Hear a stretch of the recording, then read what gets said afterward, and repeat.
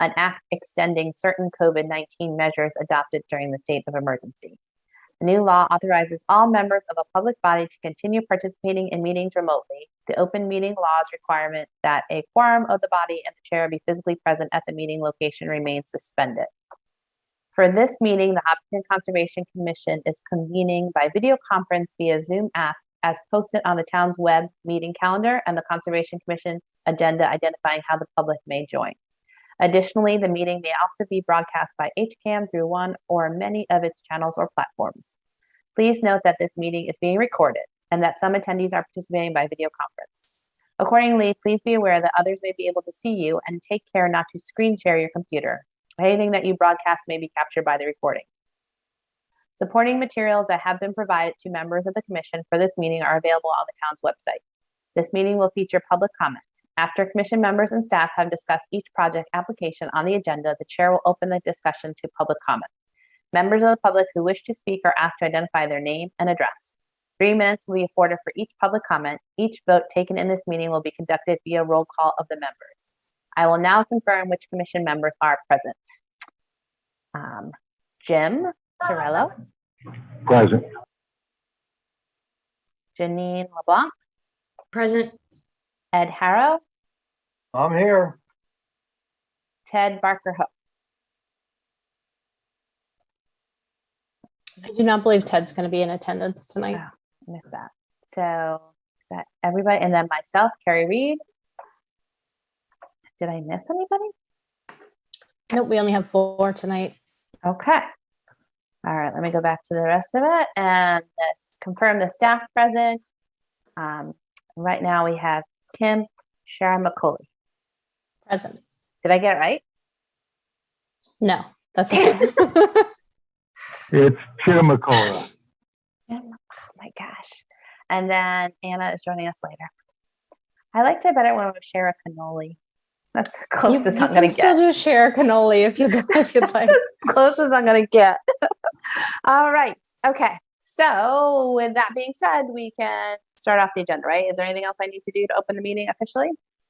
Nope, you should be all set. All right. You know, as you know, we usually start with work session items. Correct. Yes. So we will have others joining. I emptied out the thing. So we are going to start with the work session items. So we have no documents for review. And then the next thing is the meeting minutes. What date is that meeting? Oh gosh. They are November 15th, 2022. Okay. So have everybody had a chance to review those? And does anybody have any comments? No comments. All right. Oh goodness. So if we have no comments, can I get a motion to approve the minutes? So moved. So moved. I'll second. Okay, it sounds like Janine made the motion and Jim seconded. Oh, we have to do a roll call, right? Okay. So, oh goodness gracious. So yeah, so I'll go through, I'm gonna go through this list. So Jim, Aye. Janine, Aye. Ed, Aye. and I'm an aye, and that should pass. All right, that's the first item. Sounds good. Okay. I'm like trying with 2 screens. So the second item is 19 Stony Brook Road, request for certificate of compliance.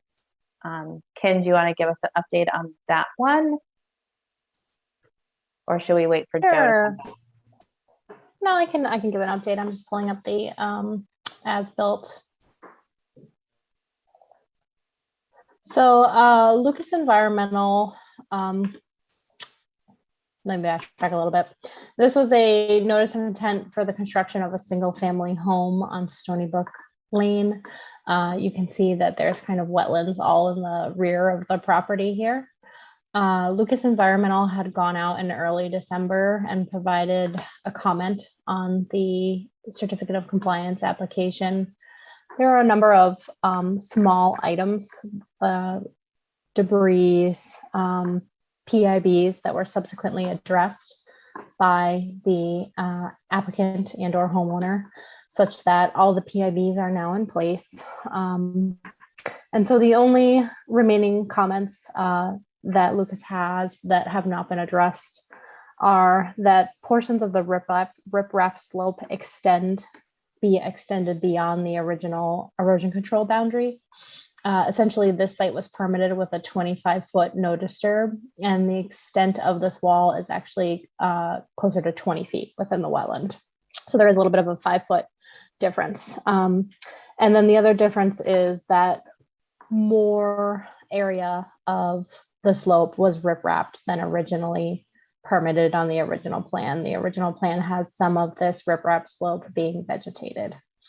Other than those two items, all of the other items are addressed. So I would leave it up to the commission to decide what to do, if anything, about the additional incursion and the greater volume of riprap. All right, thanks, Kim. So yeah, I'll leave it up to the commissioners. Have any comments about that?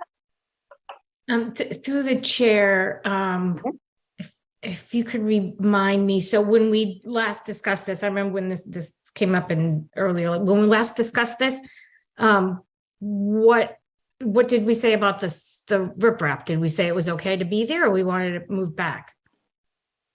And they didn't. Kim, do you have a recollection?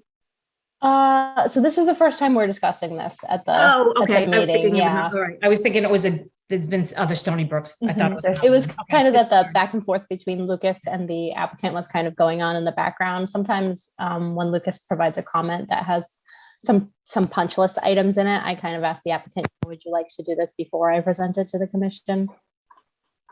Yeah, but I agree. We do have quite a few on Stony Brook that have these same challenges with the, they got grandfathered in that 25-foot buffer and have a lot of slope issues on the back. Let's see, is anybody from the applicant here that wants, I'm assuming nobody else in the commission, any of the commissioners have more comments?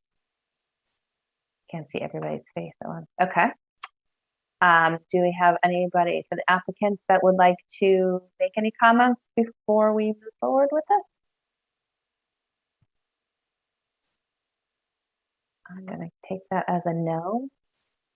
I'll use all your help to see if people have hands raised because I can't see everybody. Can you hear me? Yes, we can. Okay, Can you great. identify your Okay, name? my last name is Hagigi. I'm the homeowner. Okay. Okay, so regarding the riprap in the back, there was one section that is a very difficult slope. So what happened was that it's a 45-degree angle. It's a long slope. A couple of the rocks fell down. I think when the guy was putting the rocks down. So it's not like it's 20 feet all across. One small section is 23 feet, and the other one is just the same. So a couple of rocks fell down. It did not hurt any vegetation, and we could not go back down to get them because it's a long slope, very long slope, very difficult lot. So a couple of the rocks, when he was building the riprap up, must have fallen down. There was no way to avoid it or to go get them. So that's what happened there. All right, thank you. All right, so let's see. So I guess we need to vote for the certificate of compliance, and I will say, I'm taking my role as chair. I mean, I prefer vegetated slopes, but it seems at this point that it might cause more harm than good to try to adjust as long as the site's stabilized. It is stabilized. Yep, I gotcha. So there's no way. There was no way because it's impossible to. There's no machine can reach down and pick up those two rocks. It's not like a lot of them. Just one section, one small section. The rock was maybe 3 feet wide and fell down. and there is another one with about 2.5 feet or 3 feet. So it's impossible to pick them up. Gotcha. There was no trees hurt. There was no vegetation hurt, and nobody goes down there. All right.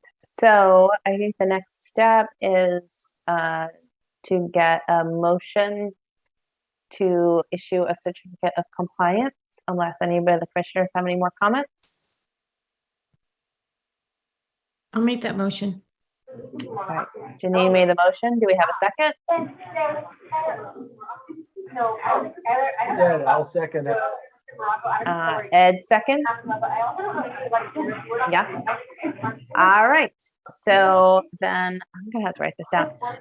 So we'll do a roll call. Jim, Aye. Janine, Aye. Ed, Aye, and someone needs to mute their system. We're getting a lot of background noise. and I am an I. So I think that is it. Thank you. You're welcome. Okay. Through the chair, Yes. if you could just be so kind as to let Anna in to the meeting. Darn. And Joe. Got it. All right. Caught up with that. And Through the chair, yeah. this is Ed. Anna, congratulations. Congratulations. Congratulations. Thank you. That's awesome.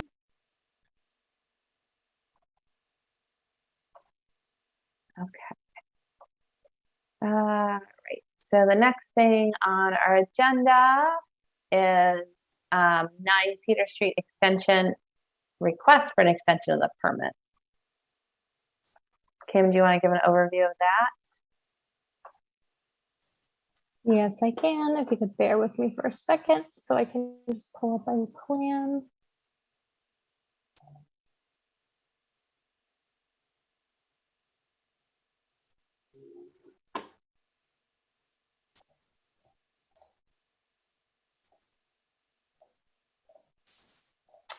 Okay, hopefully this jogs out and I'm still out of order.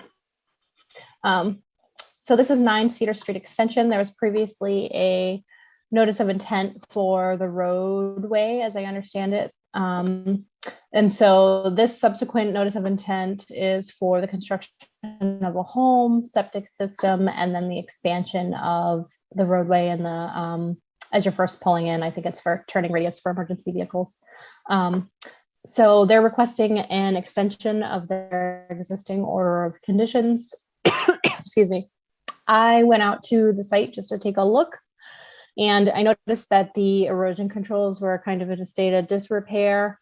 So I did reach out to the applicant and let them know that I personally wanted to see the erosion controls repaired, and that I was going to, recommend to the commission that they hold off on issuing the extension until such time. I did already hear back from the applicant that they are in the process of repairing them, and I have scheduled a site visit to inspect them. So you may see this extension request again on the next meeting should you decide to continue it tonight, but that would be my recommendation. Thanks, Grace. Okay. Through the chair, Yes. this is Ed, and just by pure coincidence, I was out on my bicycle before Christmas, and I happened to ride up that driveway to have a look-see what was going on, and I concur with what Kim said. All right. Do we have any other comments from any of the commissioners? No. Thank you, Joe. All right. Seeing none, do we have anybody representing the applicant on the call that would like to speak up? I'm going to take that as a no. All right. So I think our next thing, do we need a motion to continue? To the chair, Yes. it's just a discussion. So I would say Okay. we can just decide to continue it until January 24th. All right. Let's do that then. All right, awesome. And then you get the update. Okay, so now do we want to move to new hearings or do we want to continue? I don't remember what we usually do as the timeline. What we usually do is commission work session until 7:15. So we should be good to go to the new hearings at this point. Okay, I know we want to wait till everybody got here. There's nobody in the waiting room. We have Anna and Joe. All right, so we are going to move to the new hearings. So the first one, which doesn't look like it has a DP number, Facade 7 Whaling Road, NOI for an addition. I think I need to go read hearing. Okay. Ready? The Hopkinton Conservation Commission will hold a public hearing on Tuesday, January 10th, 2023 at 7 p.m. virtually online to hear all persons interested in a notice of intent filed by Abhishek Prasad to construct 2 additions with associated site work, location 7 Wallen Road, Assessor's Map U18, Block 53, Lot 0. This application is subject to the Wetlands Protection Act, Chapter 131, Section 40 as amended of the General Laws of Massachusetts, and the Wetlands Protection Bylaw of the Town of Hopkinton. Okay. I think that. Carrie? Uh-oh. Carrie, Yes. you may have said 7 Wallace, or maybe I misheard it. It's 7 Whalen, right? 7 Whalen. Sorry Yeah, if I Thank you, that's misspoke. right. 7 Whalen. Okay. So now the public hearing is open. Do we want, Kim, can you give like a brief overview and then we'll turn it over to the applicant? Absolutely. So this is a notice of intent for 2 to 3 additions. So there's a proposed 2-car garage here and then a driveway expansion for access to it. And then there's kind of 2 bump out additions in the back. There's also the application involves the removal of these 3 large diameter pines for access. And as you can see, there's wetlands kind of on the north and the south sides of the property, and they're connected by an intermittent stream in the back of the yard. This area is existing lawn area, and there's a footbridge and a shed over to the back portion of the property. Lucas Environmental did do a review of this as well, so I would send it over to the applicant to fill in any other information, that I may not have covered, and then perhaps we can have Joe fill us in on his findings. Awesome. So I think I see Mr. and Mrs. Prasad here. Do you guys, or do you have somebody that represents you that wants to speak? Oh, thank you, Chair. My name is Abhishek Prasad. This is my wife, Rima. Hi, I'm Rima. We've lived here in Hopkinton since 2013. Family has grown over the years for the past 9 years. Ours is the only house on our street which does not have a garage, and family is growing and not getting younger by the day. And when last spring, when Rima and I decided to kind of start looking into an addition on a property, a garage was certainly one of the items that was on our list of things that we would want to add to the home to make this our forever home. This is Rima and my first home, and we started a family, and in order for us to continue to be here, grow our family, we have a request for addition of a garage on our existing property. We've gone through the zoning board of appeals process, and again, not every day I work on an addition project, so I've kind of Rima and I have engaged with Mr. Joe Makwaran, who is here joining us at the meeting to help us with any technical details that you may need to go through the discussions. So with that's the only thing I want to talk about is the background about where we've come from. We've lived here 9 years. We want to make this a forever home. Doing those additions is going to help us grow our family and be able to accommodate our growing family and help us through the new and winters of having a garage as a convenience. So with that, I will turn it back over to you, Chair, if you have any questions. All right, awesome, thank you. I guess at this time, I'll ask Joe from Lucas Environmental to kind of give us an overview of your comments and any outstanding items. Hello. Everyone hear me okay? You're Yes. good. I was having some issues with the computer earlier, so I wanted to be sure. So I did get out on January 4th to look at the site. And there were several flags that I was fine with. I didn't have any issues. I also noted in the memo that along the back of the property where the stream is and the bank flags are located, I did see hydric soil extending into the yard, roughly 12 to 15 feet up from the bank in spots. Again, it's mowed, it's very low vegetation, so the vegetation is not very apparent. But there is clearly some hydric soil in that area, and it looks like a historic buried O and A horizon in that area also, probably when the house was constructed. So I would recommend, based on soil, that the wetland line would be somewhat up gradient of where it has been flagged along the stream and along the southeast corner of the property.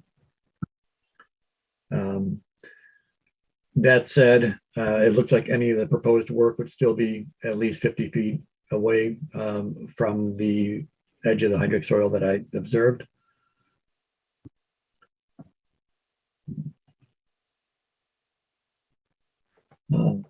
Also noted the narrative indicates that three large pines would interfere with the work, and I just thought maybe the applicant could provide a little additional explanation of why those trees would need to come down to allow access there.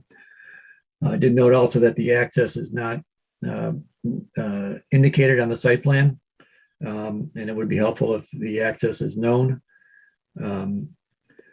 Those trees, as you can see, they have the white X's on them. I assume those were the trees that were coming down, but there's a number of other trees on the property that have white X's. And I don't know if those are proposed to come down for other reasons. The narrative also stated that a natural buffer of existing vegetation will be maintained between the proposed alteration and the wetland resource area. It wasn't clear to me if that meant that they would be maintained as it is as far as lawn, or if that it would be allowed to regrow and naturalize.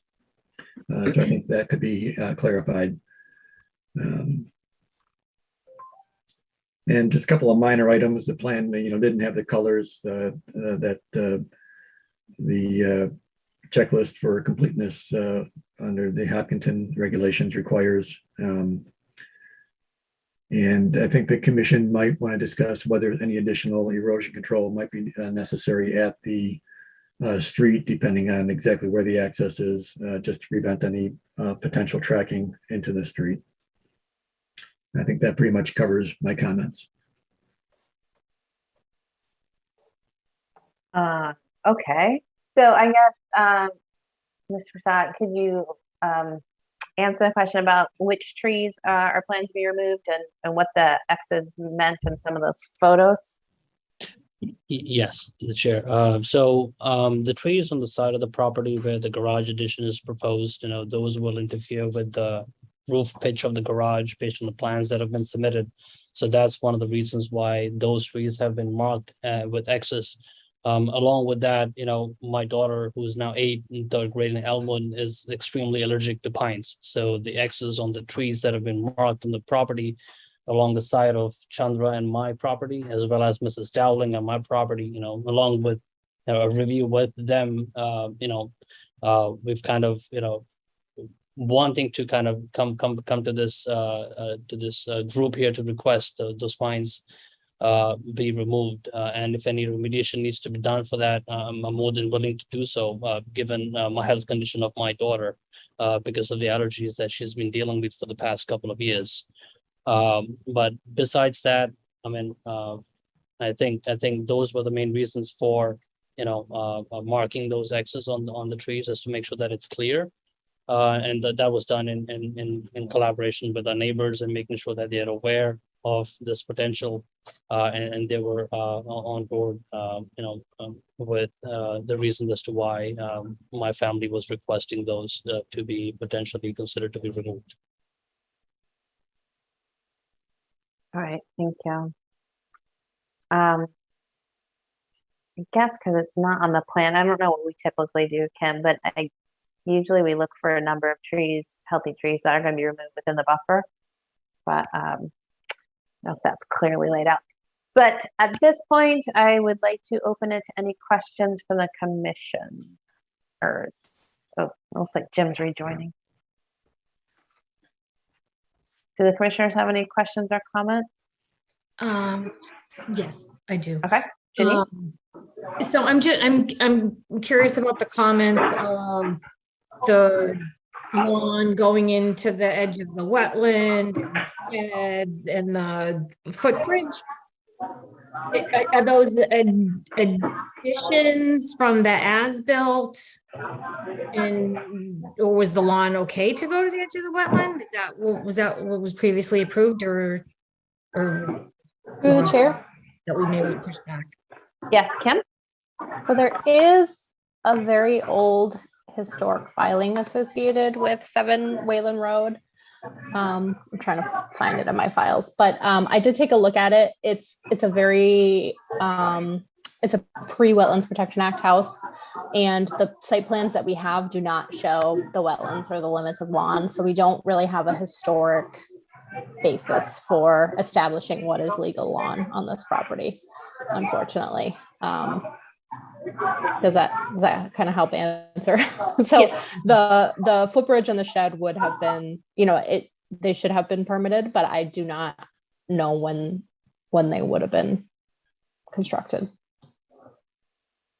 And if I can add to the chair, this is Abhishek, and when Rima and I moved into the property in 2013, I mean, we kind of inherited the lawn, the condition in which it is even today. So all we've done is just maintained it the way it was, and we have not done any changes towards the edge of the property, towards the shed, the location of the shed as well. So. And I think, and Joe, correct me if I'm wrong, is your suggestion based on the hydric soils to just adjust, to make any changes to the plan for the file? There.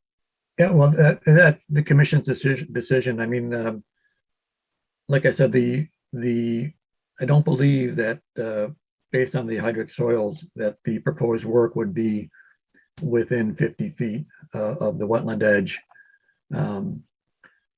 But it would, if the commission was considering some kind of mitigation or naturalization, it would probably be good to know roughly where that wetland edge is. I gotcha. And Kim, you can correct me if I'm wrong, but I think typically on other plans, if we were going to approve the work,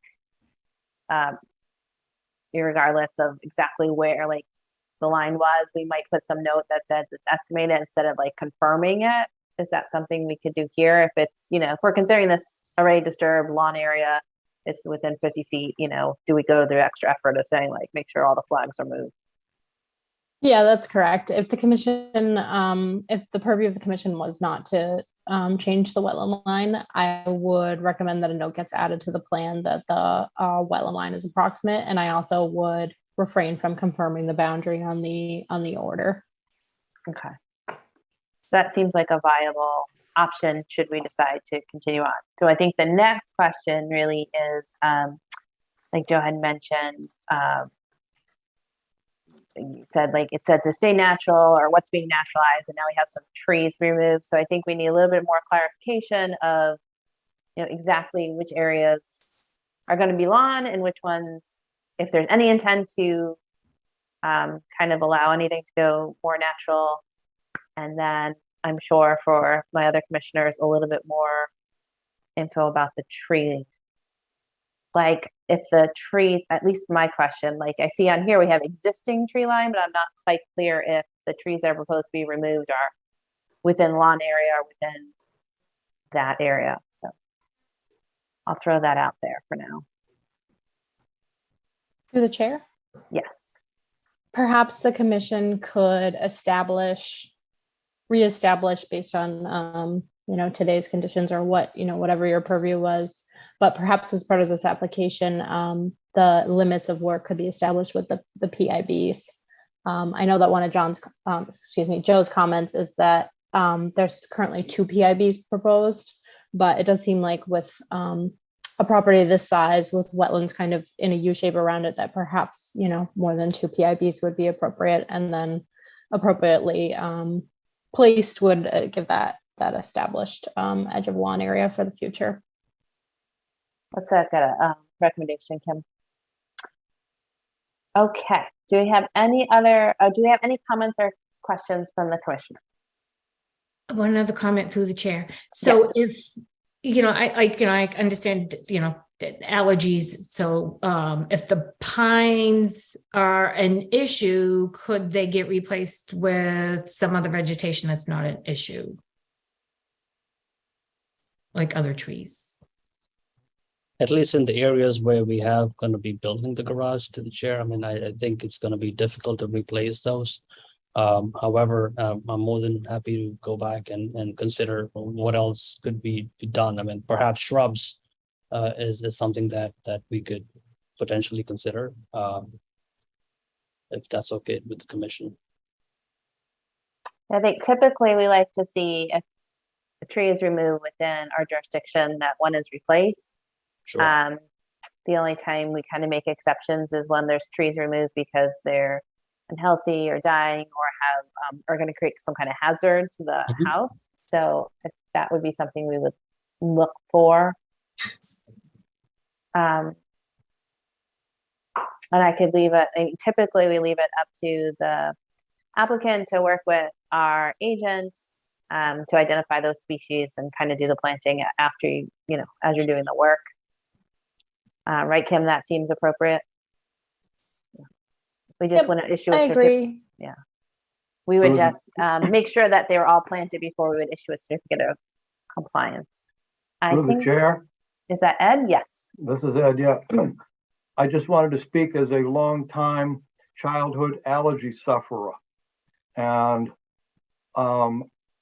ragweed, which was not present in our yard, which was heavily pined, was a major irritation. So removing what's immediately in your yard is not necessarily going to make your daughter feel a whole lot better.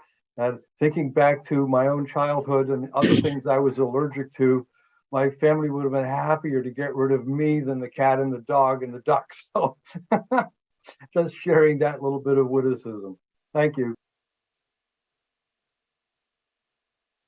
Thank you, Mr. Harrell. I understand. And there's only so much that I can do as a parent to control what's in my, area of control. So that's one of the things that we discuss as family, to something to do to help mitigate some of the things that she's been dealing with. So I appreciate the comments. At least somebody appreciates you, Ed. Okay. So I guess that's it. So do we have any other comment and concerns? Yes. Sorry. No, I need the help. Yes. So just 2 comments. The first one, just kind of tying together some of the comments, we're throwing around plantings. And Joe had mentioned that there's some lawn area that may potentially be wetland. There's definitely some potential value in having the applicant, if they're going to do mitigation plantings anyways, cluster those plantings, even if they are shrubs, in the lawn wetland area, kind of recreating that mitigation area. So that's something that I think the commission should encourage the applicant to explore, depending on the exact location of that kind of lawn creep wetland. That's a really good candidate for restoration. And then the second item is on the additions, the roof runoff. What's the plan on that? Are there going to be dry wells? And then also for your driveway and the driveway expansion, where does the runoff from the driveway sheet flow currently? So I guess my question is kind of stormwater runoff for the expanded areas. Where does it currently go, and what's the plan for the expanded areas? If I may, through the chair. Yes, go ahead. generally not- We've got an existing driveway on the southerly side. That tends to run straight back, except we would find the proposed garage, and then it tends to slip to the south and to the east. So most of it runs towards the backyard, with some of it that will escape against the neighbor, Chandra.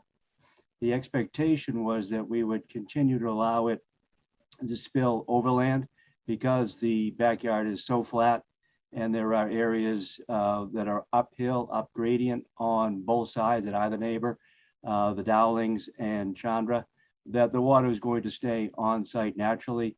We've got a fairly high water table there. So mechanically, I wasn't sure we could establish a dry well location and get it in the ground. So the expectation was that we would allow the downspouts to collect and spill overland.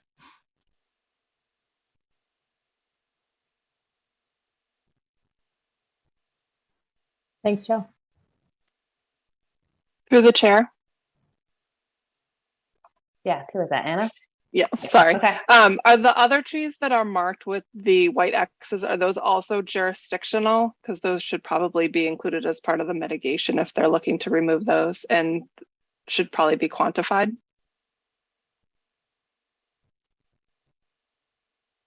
Yeah, that I think for me at least is the one thing I can't seem to find, whether they're put on the plan or some other way in the file.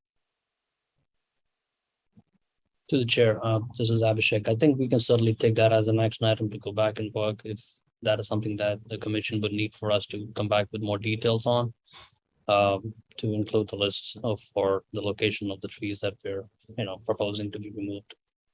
If that's something that the commission will want us to work on. I think I feel more comfortable if that was clear.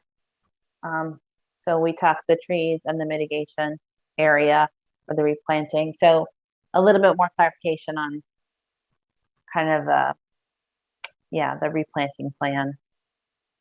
Okay. It sounds like we are amenable to some trees, but we don't know. Okay. The chair. All right. Yes. And the PIBs. And the PIBs. Yes, the PIBs. What is proposed right now as a PIB? I know you said there's two. There are two behind the home on the northerly side and over at the play area on the southerly side. Those solid hatched symbols right at the play area there, and then up at the other end, Kim, against the 50-foot, just beyond the symbol ECB left. Yeah, there you go. Those are the two that we had proposed against the home, assuming that that would be where the temptation would be to continue to expand.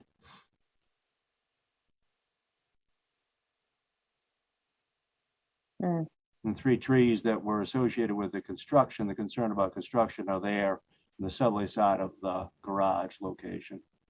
But that didn't seem to be an area that Abhishek would be habitually acting in. It'd be more likely the temptation would be towards the lawn area. That's the reason we chose the two spots we chose.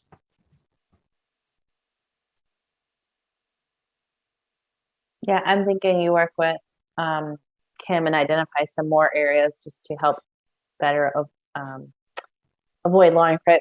It's a continuing conversation that keeps coming up as we've had these issues with lawn creep, and especially when you have something like this backyard with a little bridge, it kind of almost welcomes like some different thing. So just like clarification that it's helpful, and we've been having a lot of discussions about what the best PIBs are, considering that a lot of people ignore them or don't see them or whatever, but we can work through that. So based on that, and then we don't have a DEP number also, is that what I saw? So is our best bet to continue this the next hearing? Yeah, okay. Does that sound good with everybody? I see some shaking heads, but I can't see everybody. Yeah. So, Yeah. Through the chair, yes. any abutter comments, public comments? Oh, that's a very good point. Any abutter comment?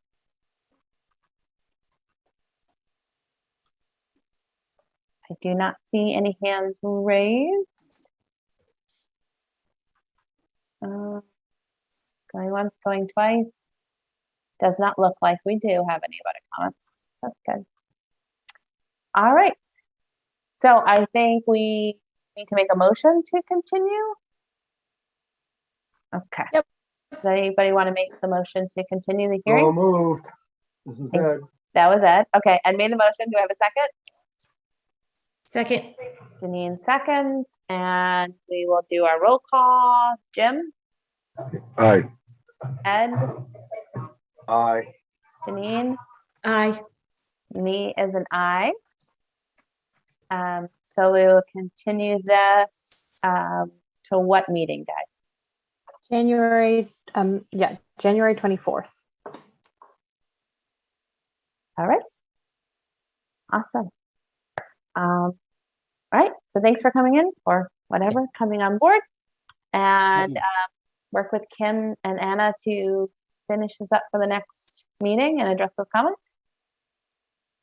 Thanks. Great, thank you. Awesome. Thanks, guys. Okay. Gosh, moving around different screens is hard.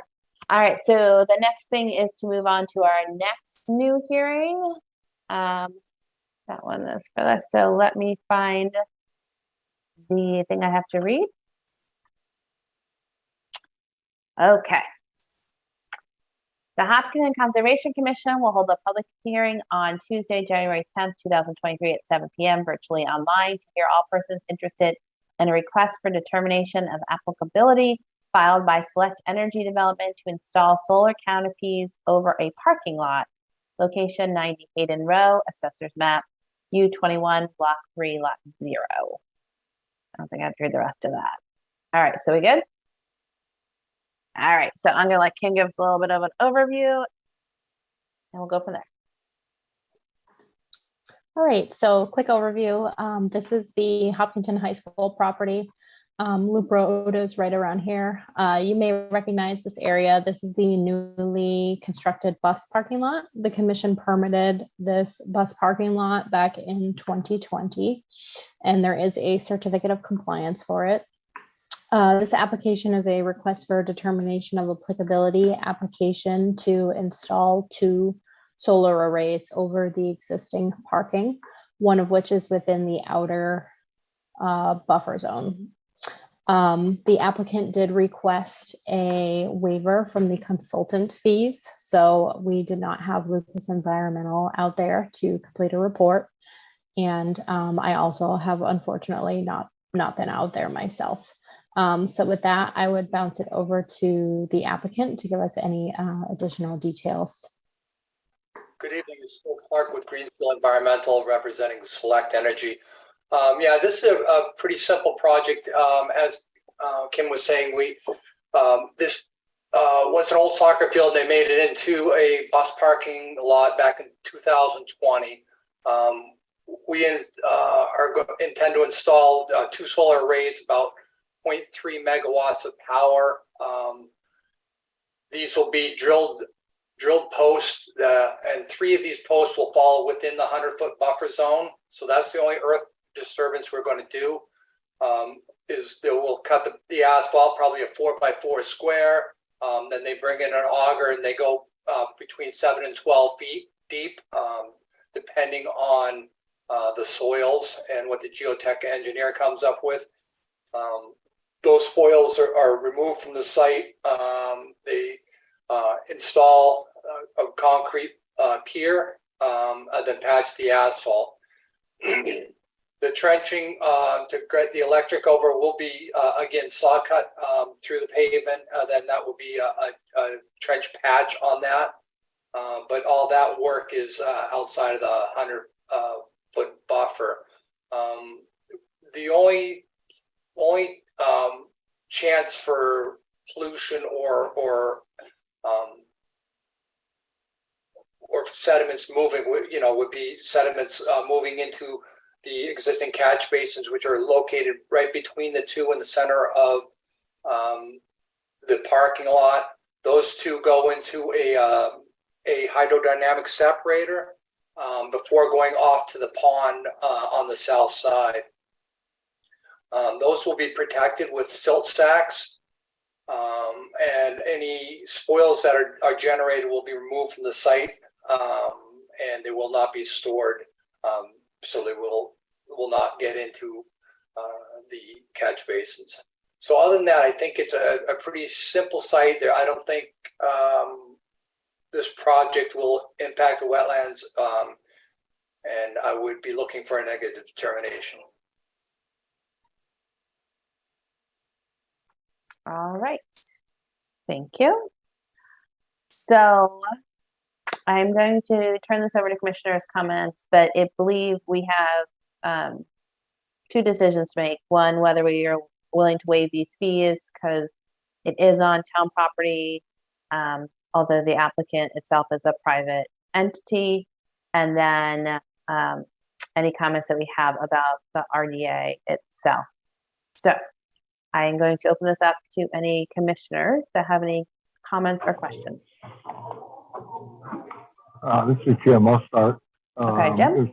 As for permit fees, I do not think that we should waive those because it is a private party, regardless of it being on public property. And I'm inclined to agree with a no negative determination.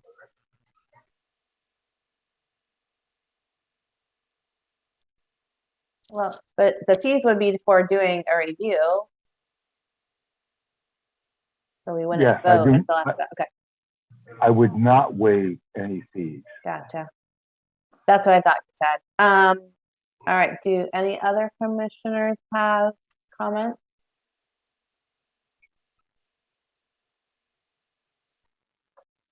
No, Janine?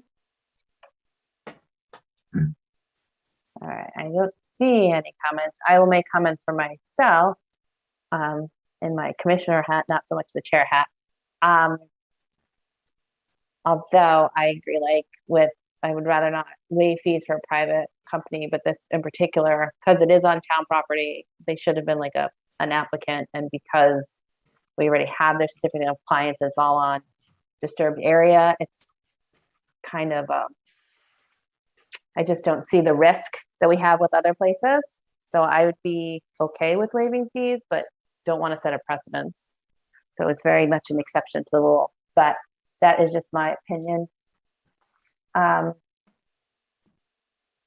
we have, all right, nobody else is chiming in. Do we have anybody else in the audience, I guess this is called, that has any comments or questions to bring up? Through the chair, this is Ed. Ed? Yes. So am I missing something here? If we waive the fees, that means we waive the town's consultant looking at it too? Is that how I understand that? Through the chair? Yeah. Ed, that's correct. So the applicant paid the application fees. They just didn't pay to fund Lucas to go out and take a look at it. I would be concerned that we do a project without our wetland consultant looking at it and that we approve that doing that. The fees is not an issue that I'm concerned about.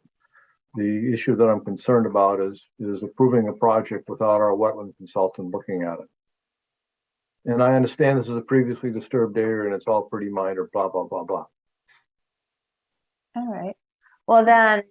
To the chair, if it's sort of if it ends up being in a negative determination, it's done, nothing would be reviewed anyway, right? I think what would happen is we would decide whether or not we want to have our consultant review it. And if we do, then we wouldn't waive the fees. We'd have them review it. We would continue this. We'd have their comments back for the next meeting, and then we would vote whether or not Okay, we could still say negative determination after. Right, but we wouldn't do it at this meeting because we would wait till they do their review and come back with their comments and address any comments that they might have. Okay, I like that option. Having them review before we decide negative or not. Okay. So what I'm going to do now is open it up to see if we have any additional comments, and then we'll have the commission vote because it sounds like we kind of know where it's going. So do we have any comments from the audience? I don't see any. All right, so then do we need to do a vote to waive fees? I guess we don't, do we? I believe that you do under our bylaw. Yes, please.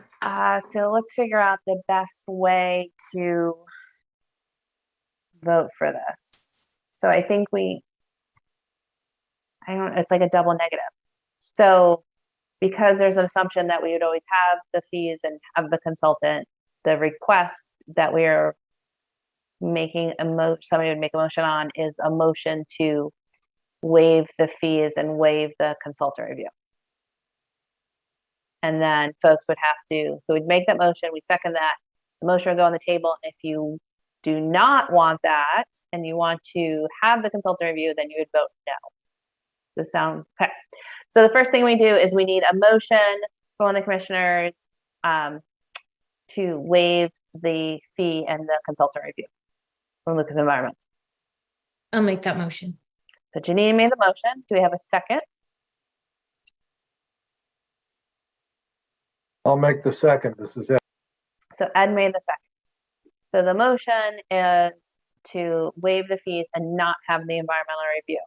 So a negative vote would say, no, we want the environmental review by Lucas Environmental, and a positive vote would say it's okay to waive the fees. All right, I know, double negative. So now we will do a roll call. Remember that mind. I'm gonna keep changing the order, but I'm gonna try. So Jim. I'm sorry, what's the question? So the question is, the motion is to waive the fees Oh, and to waive the environmental review. So if you say no, then you say you want the environmental review by Lucas Environmental, keep the So- fees at positive, yeah. so the answer is no, or my vote is no. Jim's vote That is, is, got it, I want our review. correct, okay. So Jim's vote is no. Janine? No. No, that was Ed? No, No. My vote would be yes, but that's 3 no's, 1 yes. So we will follow up with the applicant and Lucas Environmental in order to do a review. Madam Chair, I think we sent that check in already. It should be on its way there. What? You made us do the whole double thing and it was already in the mail? Man, okay. So then, I warned them that it may have been slowed down if they did. So I kind of was saying maybe you should send them money. So that may have been my fault. I just thought the impact was so small, it wouldn't require a review. It had nothing to do with it being on town land, but if you guys want the review, I'm more than happy to go with that, yes. okay. So then that is the next step. And so we would recommend continuing this hearing so that we have a chance to do that. And then we can look over the results at the next meeting. So we would need a motion now to continue the hearing. this is Ed. I'll make that motion. Ed makes the motion. We have a Second, Jim second, and roll call Jim. yes, aye. All right, great. Janine, Aye. Ed, Aye. and then I'm an aye. So this will be continued until January 24th. Is that what y'all said? January 24th, okay. Correct. All right. Perfect, I appreciate you guys' time. Awesome. Thank you. Okay. All righty. All right. So now we have completed all of the new hearings. I shouldn't say completed. We've gone over the new hearings. They've been continued. So we will move down our agenda to the continued hearings. As you guys can see on your screen, although we have 4 separate hearings. They all have to do with the same general project. So in these cases, we kind of take them as, whole. We'll be discussing the continued hearing agenda items 1, 2, 3, 4 kind of together. But if we go to any kind of voting, we would do them as a separate filings. And with that being said, I will turn over to Kim again to give us kind of a little update of where we are from the last meeting, and then we can bring on the applicant. Before you do that, may I ask a question and procedure? Are we missing 3 members tonight? Yes, we are. And I believe one of them has missed a hearing already and probably availed themselves of the Mullen Rule. So at this stage, I'm concerned that this is kind of a lengthy project, and I really would like to continue to the 24th with that in mind. Okay. On all 4 of these? Yes, I think that if we get testimony in and we have a loss of another member, it would be prejudicial to the laborers. Okay. So with that in mind, Kim, do we need to vote on these, or can we just continue them because they've been continued already? No, if the applicant requests it, you just. Yeah, applicant request. So we're good? Where are we? You vote on my request. Yep. Yeah, and you can group them together, but there does need to be a roll call vote on continuing. I would say continuing without discussion. Okay. So I need a motion too. Yes. So do any of the commissioners want to make a motion to continue these 4 hearings on the laborers facility based on the request from the applicant without discussion? So moved. Janine. Janine made the motion. Do we have a second? This is Ed, I'll second. Ed seconds, and we will do a roll call. Jim? Yes. Aye. Aye. Janine? Aye. Ed? Aye. And I am an aye. So those will be continued until January 24th. Thank you. All right. So I noticed we have a lot of folks on the line. So just to reiterate that, in case anybody's here for these particular hearings for the laborers training facility, they've all been moved, and we'll continue this discussion at our next Conservation Commission meeting on January 24th. Okay. All right. And then, as always, if anybody has any comments, we won't have any more discussion about these at this meeting, but if you have anything directly, you can always reach out directly to our staff. All right. So moving on, it looks like, if you can see the agenda with the lines, that the applicant requested a continuation for 132 Clinton Street amended NOI, continuation of a single family house. That one's been continued to April 25th. And I think as we were talking earlier in the meeting, that the application for an abbreviated notice of resource area delineation for 30 West Main Street, 0 Elm Street, 0 West Main Street, that those couple of was also requested to be continued sometime today. You said that request came through. So that looks like it has been continued at the applicant's request to January 24th. Good. Okay. So if anybody's on the line for any of those, as they said, they've been continued. Stay tuned. I don't even know. Do we know January 24th meeting? Is that going to be virtual, or are we back in person? We have already started advertising for it as virtual. All right, there you go. So We haven't even talked about going back for real, right? Yeah, I think through the chair, we decided to virtual through at least the end of February. So we'll bring it up either the end of January or the beginning of February as a discussion point moving forward after that. Sounds good to me. Hopefully Jeff will be back. I don't like running these virtual meetings. Okay. So moving on, the next one that we do have is the trails. Again, this is, as you see, kind of two different two different applications, same general projects. Since our last meeting, there was some meetings with the applicant, with our staff and our commission, well, whatever, you'll talk about it, and on-site meeting. So I'm going to turn this over to Kim, who's going to say that much better than I did. A little summary of what's been happening since the last meeting. Yeah, I may also pass it on to the applicant. So since the last meeting, we had the privilege of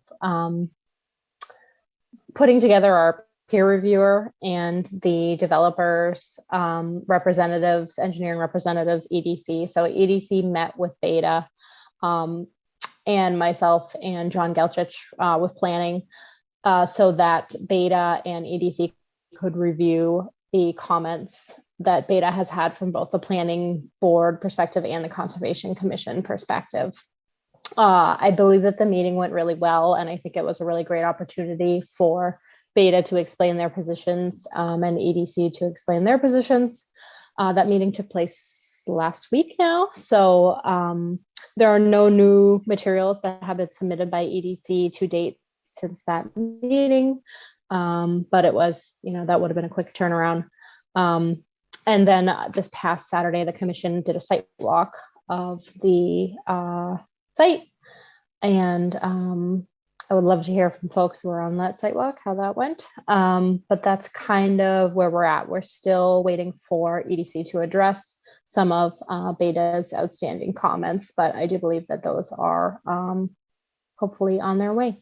And from there, I would pass it to the applicant. So I would say, and you said there have been no more, nothing new that's been submitted since the last meeting, just discussions. There has been nothing submitted since the last meeting. Okay, that's good clarification. We'll turn it over to the applicant, and then after the applicant, I would love if the commissioners who went to the site walk gave us a little update too. So who would like to speak? So Peter Bemis is here. Yeah. So the only concern I have is because you are lacking 3 members, and I didn't realize that earlier. So, and I'm not sure who's been able to make our previous meetings because this hearing has been open now for some time. I don't need to present testimony this evening, but I have no problem talking about the site walk, which wouldn't be testimony. So I guess I'm wanted to just bring that out, that I don't want to be in conflict with future meetings, because I do believe at the next meeting, hopefully in 2 weeks, that we could possibly wrap up a number of these items, because we did have a successful meeting with the peer review consultant. So I'm concerned about the numbers for previous meetings, because I know we met in the live session once, and we had a virtual already as well. Okay. And I haven't been keeping track of members. I don't know if you have, Kim, but it would just be safer. We don't have new testimony to present, so I don't believe I need to this evening. I would just ask to continue the meeting. I do wish to speak with you folks as we're on the agenda for units as well. So we can certainly talk about the site walk at that time. I think I don't know if I heard you right. So the units you want to talk about next time or today? No, later this evening. Yes, because Okay. the units are separate. That's the enforcement order action, so that they would be separate of the hearing. I just don't want to compromise the hearing this evening, where you're short 3 members. Okay. I don't know who's missed a previous meeting because I've not really been keeping track of that. So I apologize. No, I think you're valid. I don't think we have folks that attended everything. So at this point, what I would like to do is turn it over to any of the commissioners that have any comments about the site walk that attended. This is Ed, and I did the site walk, and I thought it was very, very informative, and I think that Peter did a nice job. I came away with some observations that aren't necessarily directly related to this, but the one, I guess, that is, and I'm not really sure if it's in our purview anyway, is there's an area where there's a lot of riprap above the Ashland pools that are, oh, by the way, partially on Hopkinton property, but that's a minor detail. I guess my question is that riprap going to be self-sustaining at that point, or is that going to need maintenance? Yeah, no, that's a self-sustaining, that's the revetment is a feature that we're following other revetments that we've installed and have been around, are time tested. So we'll be providing Beta with more details on that. Most of that work is outside of your 100-foot buffer zone, but it certainly is an intricate part of our project, and that is it on the lower left of that sheet.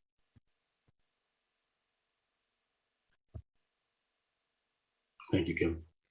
All right. Jim, were you at the site walk? I don't think Janine was. I know I was. I did. Yeah, no, I went on the sidewalk. And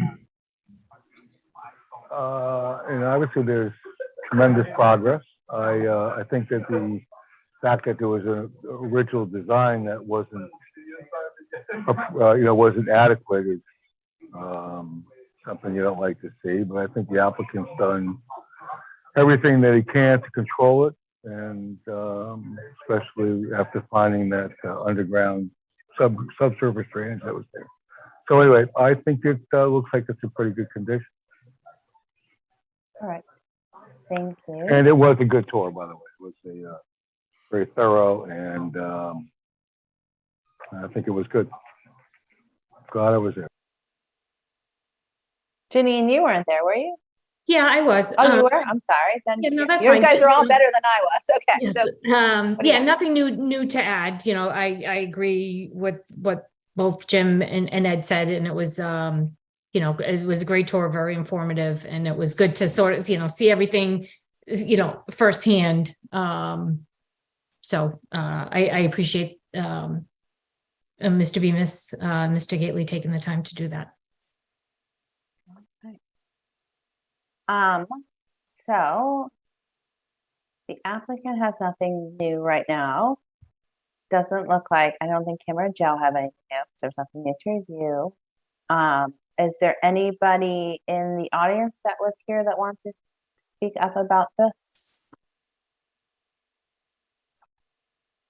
No?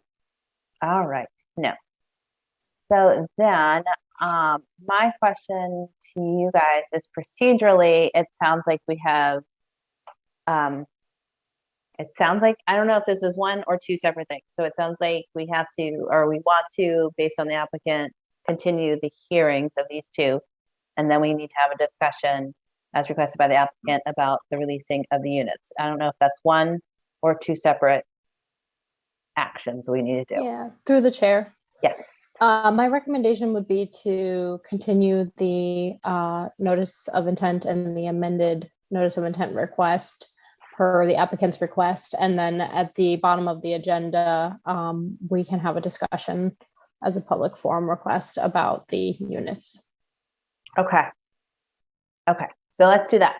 So what I need is a motion to continue the hearing.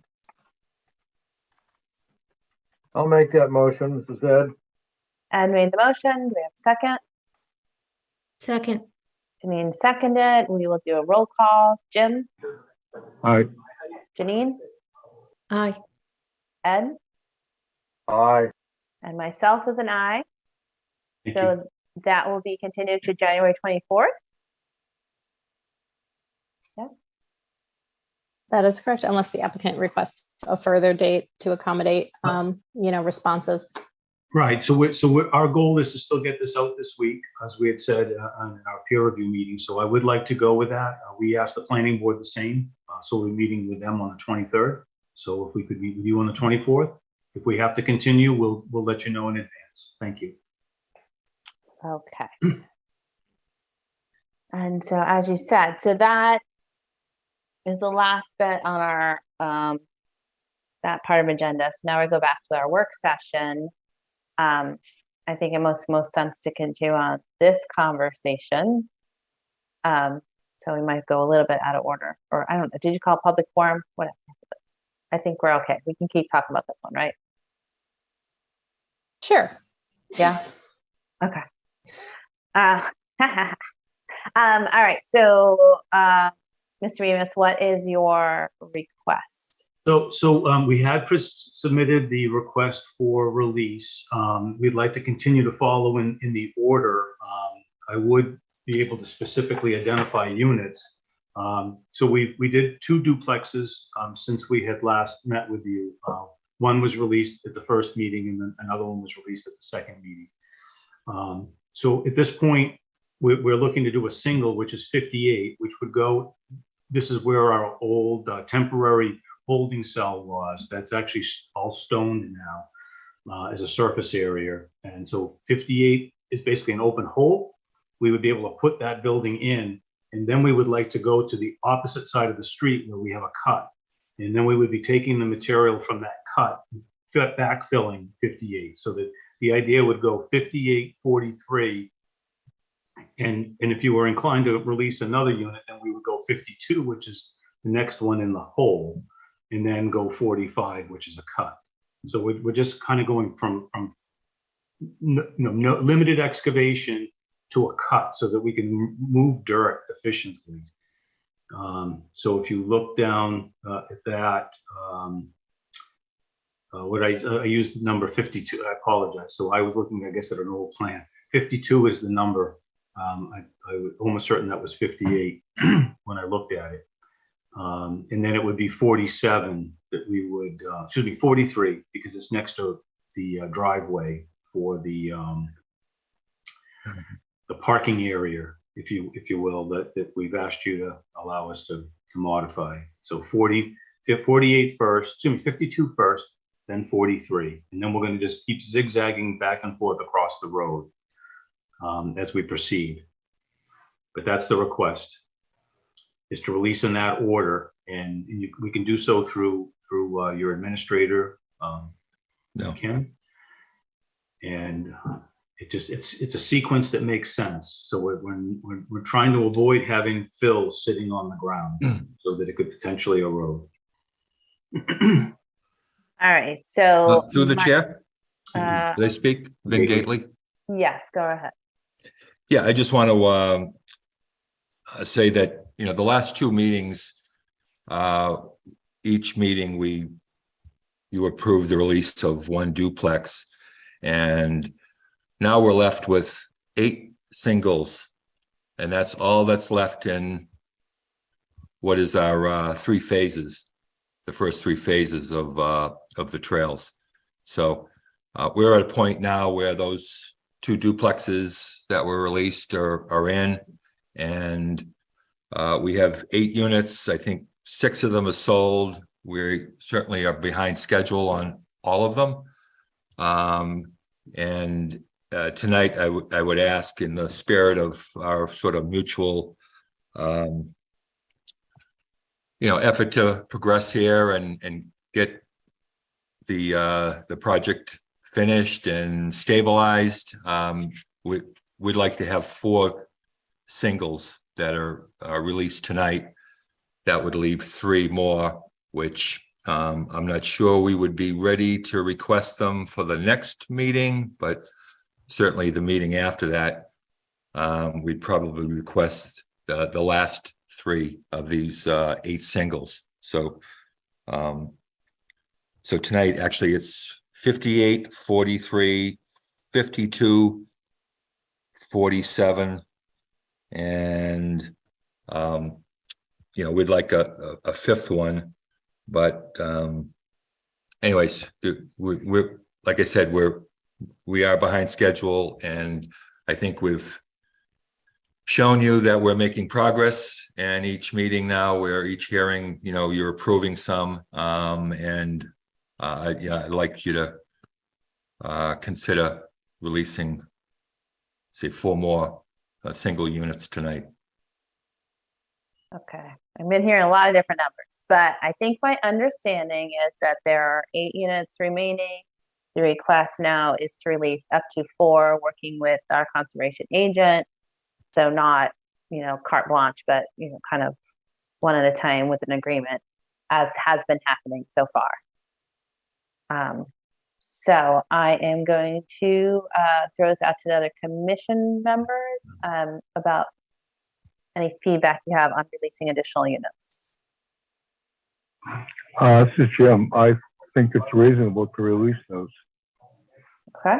based on my site visit and everything else. Through the chair, this is Ed.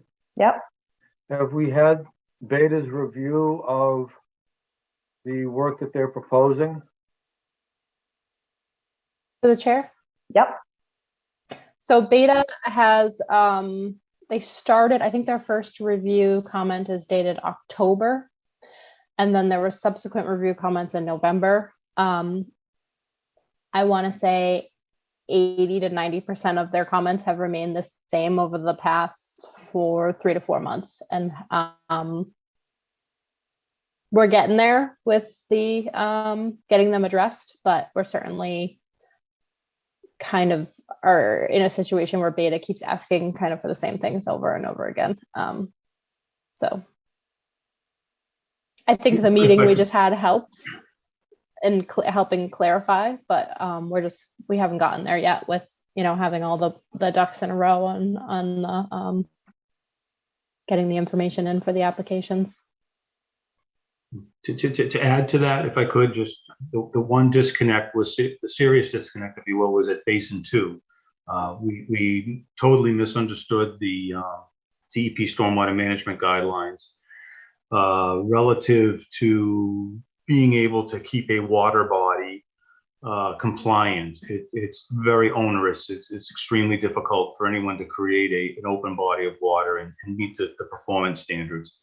I didn't want to present this because you didn't have enough members during the session regarding the notice, but there are two alternatives. One was to do a constructed wetland, which is the design we presented actually when we met as a group. So we have completed that. The other way of doing it is to do a treatment system using a mechanical system from a supplier like Contech. They have a Cascade unit and they have a CDS unit. Both of those will provide the 1/2 inch treatment that we're looking for. And we would be Mr. Bemis, yeah. can I cut you off right now? Because I think this is for the hearing that we've already continued. It's just to tell you that we have two concepts now. No, on I something got that we you. didn't have. I Okay, got you, but we don't need the details because we All right, already. I won't give you the So details. I just want you to know we're working diligently so that Yeah, we're not behind anymore. That's all I wanted to say. I think that answers like Ed's Thank question, you. which is essentially Beta hasn't been able to do a full review, but there's more information coming in on a Yes. regular basis. Thank you. Thank you. That's Yeah. all. Okay. So Ed, to- Janice, go ahead. To the chair, I thought I heard that, based on great meeting with Beta last week, a lot of things got resolved. So there's a lot more information. The applicant promised more information this week. Should we, sort of, vote to approve the release of the lots if that information comes in later this week? So back to sort of leave it up to Kim's discretion that if she gets that information, by Friday, the 4 lots can be released. I don't know if we want to consider that. Does anybody else have any thoughts on that than the commissioners? I guess this is Ed. My only question would be whether Kim wants that responsibility on her shoulders alone. Well, we've done this before, right? Yeah, we did this approach last time. And my caveat is always just that, if I'm certainly capable of receiving the information and checking it for completeness to the best of my abilities, but I don't have that PE after my name. So I can't guarantee that, if he sends me calculations that they're good to go. So, if I get an information package and it appears to be complete to me, that would need to be the trigger. But with the knowledge that it may not actually be, Beta could have a different feeling about it based on their qualifications. That's why we paid them. I'm okay with that. I'm good with that. All right. So, and then also Jeff couldn't make the meeting tonight, but he did reach out to us and said, same thing. He's been, happy with the progress that you're making, seeing the improvements on the site, is supportive of good faith effort. He made sure to reach out to me because I've been the one that's been like, nope. So it sounds like to me that the request on the table right now is to release up to 4 units of the 8 remaining at the discretion of the agent, with the understanding is that there is this, I'm going to say a promise that we're going to get some submittals this week. And so I would think that we wouldn't release, the intention is we get the submittal, release those lots so that be released. And that gives you the 3 weeks before the next meeting to button everything else up. Continue. Does that sound like I captured the conversation? It does to me, yes. Yeah, may I speak again? Mr. Gately, go ahead. Yeah, I really would like some units released tonight. There are 8 left. You certainly have plenty of units. If we do 4 tonight, you still certainly have plenty of units left. And of course, we got the 4th phase that will be starting soon. We're in a position that every day is really important here.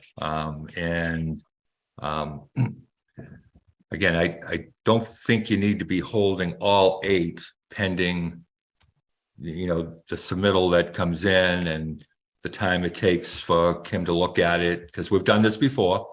And she always points out just what she said tonight about not understanding everything and needing baited away in. And I understand that, but we need to get just keep moving here as we have. I think we're in good faith. We've been showing progress.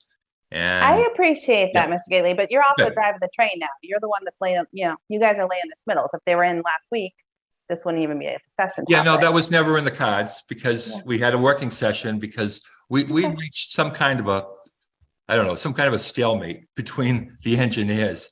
And I suggested, this was before Christmas when we had a hearing, and a couple of board members suggested that I get very involved or more involved and attend hearings like tonight. And I have, and I think we've shown that we're making some significant progress here.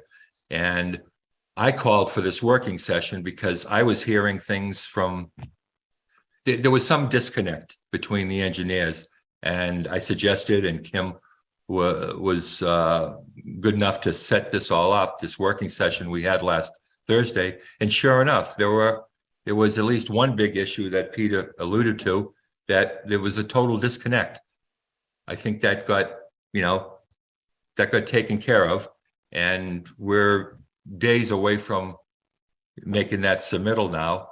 So I think we're doing everything as there was no way this submittal was going to be done until that working session happened. So we couldn't have got it in any earlier than we are. And I feel we're right on course with, everything that we should be at this point. So. All right. Well, I am going to put it out then to our commissioner. So the request on the table right now, and I guess, Kim, do we need a motion for this? But the request is to release 4 units and to work with our agent to go forward. I'll make a motion, Carrie, that we do just that. I thought that's what we were doing. Approving 4 lots, releasing 4 lots, contingent on them submitting the information. But we will be voting tonight to release those 4 lots. The request right now. We release them. Okay. The request was with no contingency, work with Kim, but that it wouldn't be contingent on the submittal. So is your motion contingent on the submittal or not contingent on the submittals being received? I withdraw my motion and give me a couple of seconds to think about it. Somebody else might make one. Madam Chair, if I could just suggest one, I think one scenario would work extremely well for all parties. noise. And that would be, if you released one unit, which is 58, which is, I guess I said to you, it's pretty much ready to go, because in order to build the duplex units, we basically had to prepare that ground. And we still have a couple of business days in this week that we could easily do that. I will promise you, we will submit this week. I know we've had that conversation before, but we did not understand some of the comments that Beta was giving us. We understand them fully now, having met direct face to face. So if you released 58 tonight, and then the other 3 contingent on the review by Kim, at least it allows us to get something done this week while we have good weather, because the weather can change dramatically, as you know, in the winter. Yeah, early Friday. If that's a viable option, Okay. I think that would work for everybody involved. Mr. Gately, I would suggest that would work. So Yeah, Okay, so the only comment I would make is I would like that to be 2, because as Peter explained how we're going back and forth across the street, we have a cut and fill situation, and just for the efficiency of moving dirt, we need a place to put it. So if we go with less than 4, I think that next logical number would be 2. All right, so you're requesting 58. 58 and 43.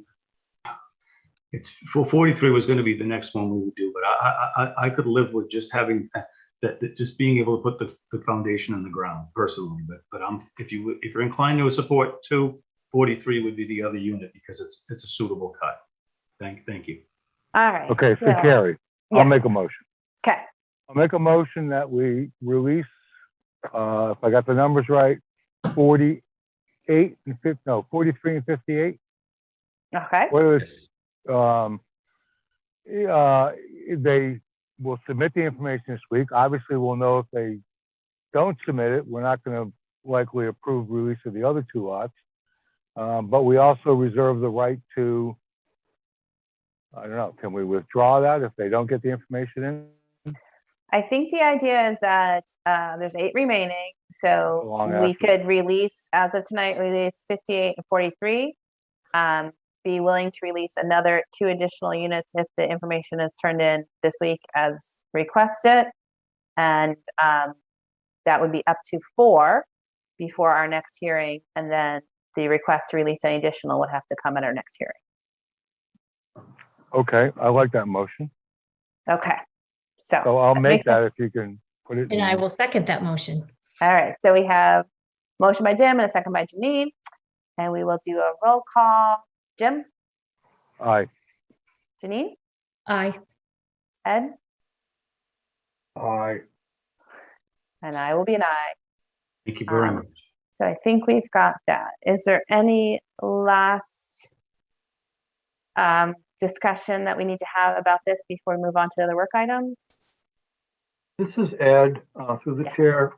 I had a couple questions from the walk, but I'm really not able to put my questions into words at this point. I don't think that they're significant to anything we talked about tonight. It's more of my own curiosity and wanting some answers that may have a bearing, but I'm not ready to ask those questions at this point. Thank you. I will make myself available, Mr. Harrow, if you wish to reach out to me, or you wish to walk that site again, and any member who didn't get to walk it, I am available. I would rather you understand this project site and the issues involved and be informed. So please take me up on it. Thank you. Thank you. All right. Okay. So now we will move on to the rest of our work session items. I think we ended with 9 Cedar Street Extension. Is that correct? We moved on with Through that the one? chair, Yeah. can I What did I make a miss? friendly request to push up Turkey Ridge Estates? I know that we have some folks on the line for that discussion. We can do that. So what do we have left? That and the emergency certification? Correct. Okay. So right now we are going to discuss which is work session item number 6, which is 52 Cedar Street Extension, 35 Lincoln Street, Turkey Ridge Estates, the cease and desist. Who is that? I think Jim, I need to put him on mute. Okay, that's what we're talking about. So everybody is on the same page, and I am going to turn it over to Kim. I guess that's you, and you can give us an update. Yes, perfect. Okay, so I'm going to run you through this. I am aware that the applicant and I believe some of his representatives are on the call tonight. So we can kind of speak to them, give them a chance to speak in a little bit. So I issued what ended up being a partial cease and desist for this site. It's at 52 Cedar Street, 35 Lincoln Street. It's a residential subdivision, aka the Turkey Ridge Estates. This was recently permitted by the commission. It's six or seven houses. So to kind of bring us back up to speed here, I have a little presentation to show you guys what happened out here. So this is a kind of a screen grab of the subdivision site plan. It's a subdivision set on a pretty steep slope in the northern portion of town. So all of the kind of stormwater flows northerly down towards the Sudbury River down here. So the roadways are in, and the site kind of sheet flows this way. This drainage is supposed to come down here, and then the site kind of collects, all the site runoff collects in two large stormwater basins.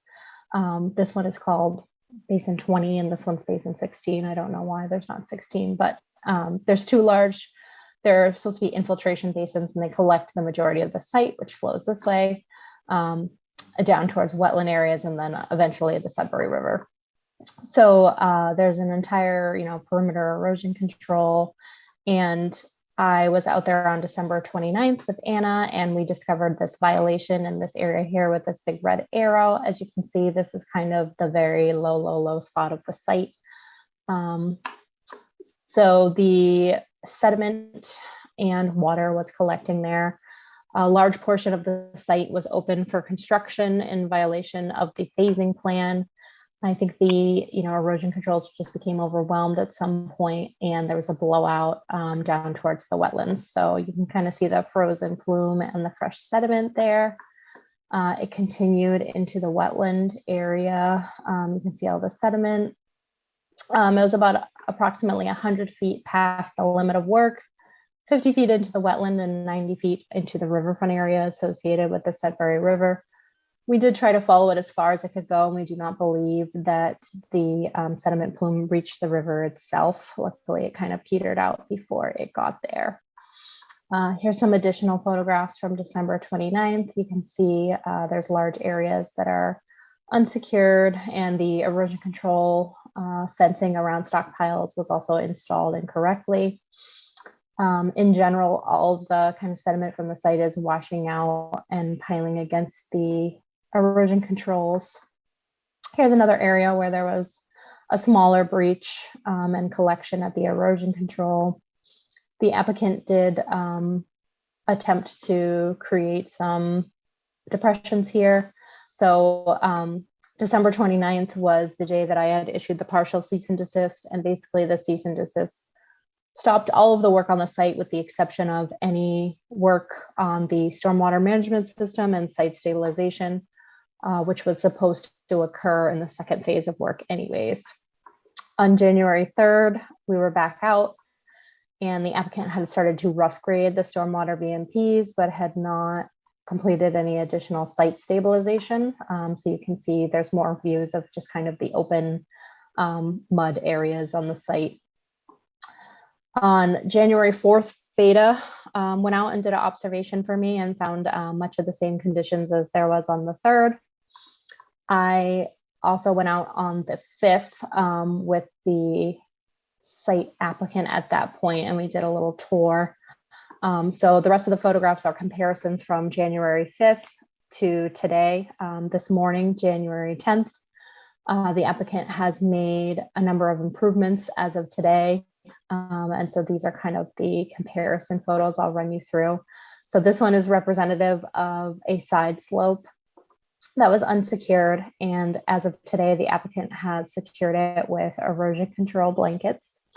Those erosion control blankets kind of lead down a slope into a swale with a few check dams. And that swale empties out towards that roughed-in stormwater detention basin, so as to provide a little bit of water quality pre-treatment before having that overtop situation. So there's also, with the rough graded basin, was able to hold some of that turbid water. I was a little concerned over New Year's that it would blow out and or overtop. But the applicant has installed a dewatering program.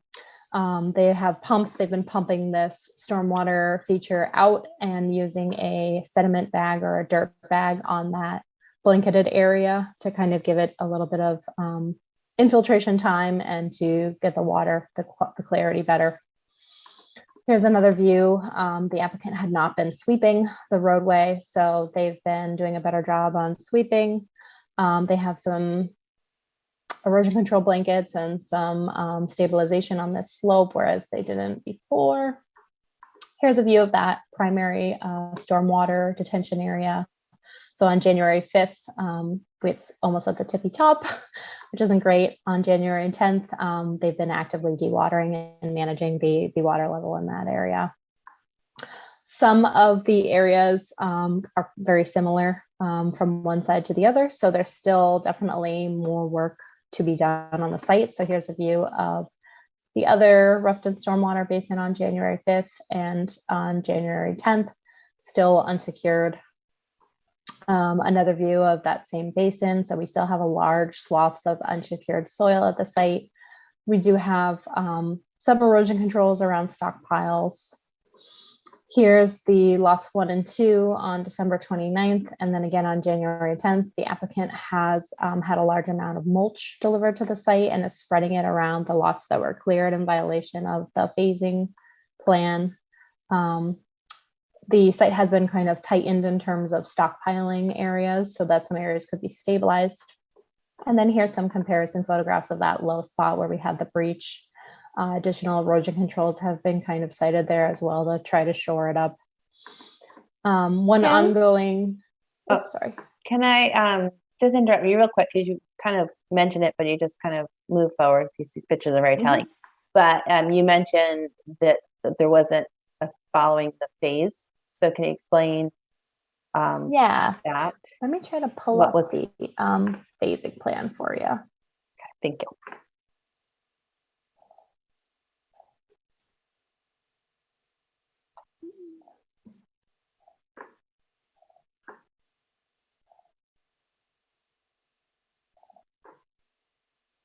So as Kim's pulling that up, and hopefully she'll get to that, I think we've been seeing this on numerous sites that when we get these applications in, we're very adamant about making sure we have a phase plan, because the intent is to do this like low impact development and phase it out. And we're still getting a very traditional kind of clear everything out of the way. And then when we get these rainstorms, we run into these issues. So it seems like, and you can correct me if I'm wrong when you go over that might have been something that happened at the site. That's exactly what happened at the site. Yeah, it was a frustrating situation for sure. Here's the phasing plan. So this kind of dotted line here, this is phase 1. So phase 1 consisted of the roadway, the 2 kind of cul-de-sac roadways into the site. Phase 2 is this larger dot area. So this is the stormwater BMPs. Here, there's a swale that runs into this BMP. Access to those BMPs from the roadway, and then the construction of a cistern over here for the fire department. So that was supposed to be phase 2. And then all the lots and the constructions of the homes themselves were phase 3. What ended up happening is phase 1, basically a lot of the phases got kind of melded together. At the end of my presentation, I do have a map.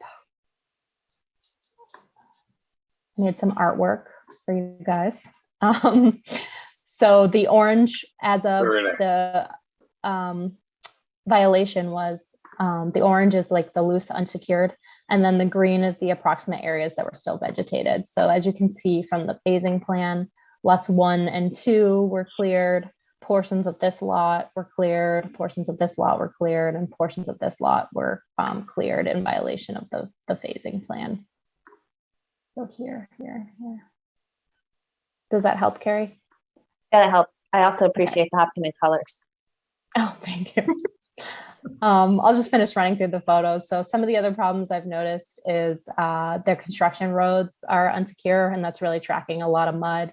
When I was there on January 5th, the mud was like liquefied, and it was like creating a mudslide down the slope. So as of today, the applicant has added stone riprap pads at the ends of each road, but the roads themselves are still not stabilized and kind of contributing to that general mud and flow rush down the hill. I did want to point out they have their cistern area is open, which is a bit of a safety concern. The applicant has put some orange fencing around it, and I know that today they were working on stepping out the grade. Recording in progress. In compliance with OSHA. And then back to these maps I gave you. So the site cover conditions on the 29th, a majority of the site had been kind of cleared a little bit ahead of schedule. So as of this morning, January 10th, this is the current condition. So these stormwater infiltration basins are kind of roughed in and providing some temporary construction period pollution prevention storage. The yellow areas are areas that have some kind of site stabilization control. So the yellow here has erosion control blankets. This has erosion control blankets. These two lots are mulched. The green is remaining vegetation that was not cleared. Yeah, but we still do have, some. So the orange is representing area that is still kind of loose, unvegetated, uncontrolled soil. So the applicant has definitely, made a lot of strides towards getting the site under control, but we're still working on it, and we're looking forward to but it will be telling to see if the temporary basins hold on Friday. Yeah, I know. One of the concerns when Kim brought this up is that we do have a significant amount of rain that's forecasted for this weekend. Another thing that we have an issue with, of course, is the rain never comes like middle of the day on Monday. It's always like Friday after work hours through the weekend. And on a lot of times, nobody discovers it until they come back to the work site on Monday. But so with all this being said, I would like to give an opportunity for the I guess applicant, or whatever you want to call them, to kind of give us an overview of where they stand, what they plan to do, any of that good stuff. Okay. Hello, everybody. How you doing? My name is Shane Peralt. I am the developer for the Turkey Ridge Estates project at 35 Lincoln Street. Also on the call is my partner, Courtney Dadarian. And first and foremost, we can't apologize enough to the commission for the issues with the erosion control barrier on December 29th. Kim, if you can pull up the phasing plan, I'll just kind of run back through kind of our order of events here. I really want to make it clear that we had and still continue to have no intention to come in here and clear cut this project. That was not what we did, and that is not what we intend to do. It's a very difficult site. As you can see, it's very linear. We first put in the roadway on both sides of the street and then connected it with the gravel access pathway. At that point, once we completed that, we moved into phase 2, which is the pond areas. If you notice, the north side of the plan is the ponds are built right up against the erosion control barriers. So there's a zero access behind it. Notice the ponds are built right up against the lot lines of each of the lots. So there's technically zero access in front of it. So building these ponds has been extremely difficult. And we are doing everything we can to try not to, destroy any of the lots or disturb any of the lots. The other thing that's been very difficult is that with our special permit, we can't take any materials off site. So with that, The idea with lots 1 and 2 was we slowly started to stockpile materials. I think Kim showed some of the photos there, because as we moved into lots doing the pond work, we had to strip the entire pond, and that's where we had to stockpile the loam to then be screened to go back to the ponds. We also had some stumps. So that was trying to manage where to put the materials was very difficult. And the other thing was, as soon as we put a shovel in the ground, we ran into ledge absolutely everywhere, which resulted in blasting and hammering. And we have an abundance of rock beyond management. So trying our best there. I just wanted to make that known that we are not trying to clear cut, and we're doing our best here. Basically what happened with the runoff was we completed the roadways, and then our attention, we moved right into the pond work. We stripped the entire ponds early December, middle of December. We had a couple weeks of some deep freezing, and unfortunately on December 23rd, we had a very a rare storm that hit, and I don't remember what the actual rainfall was, but it was substantial. With the winds, we had a couple trees on the erosion control line uproot, and at the low point, the timing couldn't have been worse for us, and the obviously washed through the sediment area. I mean, the good thing is it didn't reach the riverfront, but still, that's no excuse. But since we got that cease and desist, we've made it our top priority. And we have been working diligently, and will continue to work diligently to make sure it never happens again. We released the previous site contractor who did the original installations. We've hired a new site contractor, which is TCT Corp, which is a much larger, more experienced company. Kim met them today. I think she feels pretty confident in what they can do. We also hired a new erosion control specialized contractor, environmental contracting, who went in and redid all the erosion control barriers. And we created a corrective action plan that we've been implementing. I think Kim put that into the Dropbox folder. But pretty much in the 6 working days we've got the cease and desist, we've diligently been working there. She mentioned, we redid all the erosion controls. We spread about 400 yards of mulch throughout any of the disturbed areas, including lots 1 and 2. Cleaned up the site as much as we can, sweep the roads, installed new riprap basins, new riprap construction entrances, and we built the berms, the check dams. We've done a substantial amount of work since the cease and desist. But now that we have the site fully under control, our main objective is to complete the pond work as fast as possible so that the stormwater system is fully operational. We're thinking it's going to be about 4 to 6 weeks till it's going to be completed. In the meantime, we've done those control measures to control the water from that point on with temporary dams and holding basins with check dams and overspills and all that, which obviously we went over with Kim today. Other than the on-site improvements that we've made, we've also made some company improvements.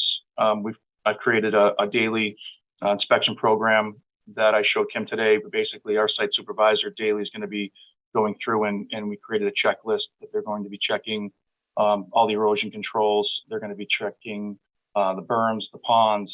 They're going to be checking if any stabilization's been more than 14 days. So we're going to be doing this daily, taking photos and uploading that to we have a shared Dropbox with Kim that we're going to be uploading everything to.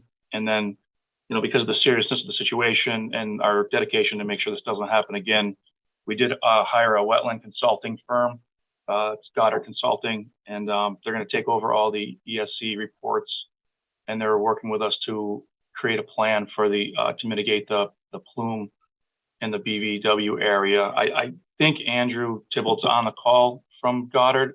Andrew, do you want to give a quick update of kind of the services you guys are going to be providing for us? Yeah, absolutely. Thank you, Shane. That was a good update so far. So Goddard was retained on this today, so we're now taking this over. As Shane has says, that the reports will now come through us. We talked today and think it's best to have these reports come through a third party. In addition to that, we will be preparing a plan to submit to the commission to mitigate the sediment plume that's occurred. As you're retained today, we fully expect to have that in advance of your next meeting. So that'll be coming in the coming days. We've seen Shane and his team kind of jump on this and make a lot of corrections quickly. So we want to meet them in a similar manner and make sure that this plan comes to you guys as soon as possible as well. So Goddard will plan to attend the next meeting as well, and we should have that plan to you guys beforehand.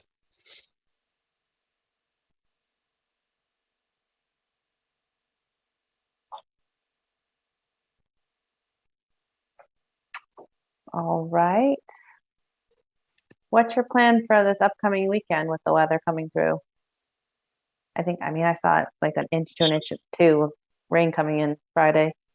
Yeah, so we met with Kim today. Kim met our new site work contractor who was starting to, build some of the check dams going downhill. The way we have it set up right now, I'm very confident that we'll be able to control the storm that's coming in.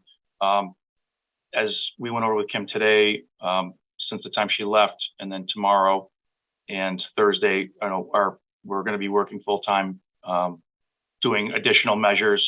We're going to do check dams that go from the high part of the hill down to slow any water off in our basins, our temp basins. We're going to build some riprap spillways in the instance that these things fill up. I do not see that, looking at the weather, that we would get that much water. But if we did, we were building spillways to be able to release the water so the berms don't blow out. And again, all the water that's released, Kim had showed some photos. We have erosion control blankets all on the back sides of the berms, along with check dams, and then that fill into a low pond that's filled with stone. From that point, at that low point, Kim had showed a photo. We have 4 different levels of erosion control that the water would then flow out to. I couldn't be more confident that the water would flow as clean as can be as it's released into that wetland. So that's pretty much the design we put in currently, and then we're going to keep obviously doing more measures moving forward. But we will be on site during the storm and monitoring everything very closely. I think Kim also plans to come out as well. All right. Well, before we discuss kind of our next steps, I want to open up to any commission members that have any questions. This is Ed. I noted early in your commentary about you recognizing it as a difficult site. And that being the case, I would have thought that you would have exercised a bit more caution and care, and if you had questions, to have contacted Kim and said, we see this, we're not quite sure what to do. And another comment that's sort of applicable, we just spent time at the trails where, when on my site walk Saturday, it was discussed about how the ground was not what they expected, and you made a comment. What I thought I heard was that the ledge was a surprise, and I don't understand how people go into these projects and don't really understand, seemingly, the nature of the soil under their feet. Thank you. I don't think there was any questions. That was just comments. Yeah, there's a lot of assumptions that never get verified. I could respond. I mean, we knew there was ledge, knowing that there's ledge in every square inch of the lot that goes 20 feet deep. Unless you did 1 to 2 months of drilling and exploration and paid hundreds of thousands of dollars before you bought the property, you would never know. It's just kind of a gamble you take, but it is what it is, and we're doing our best to work with it.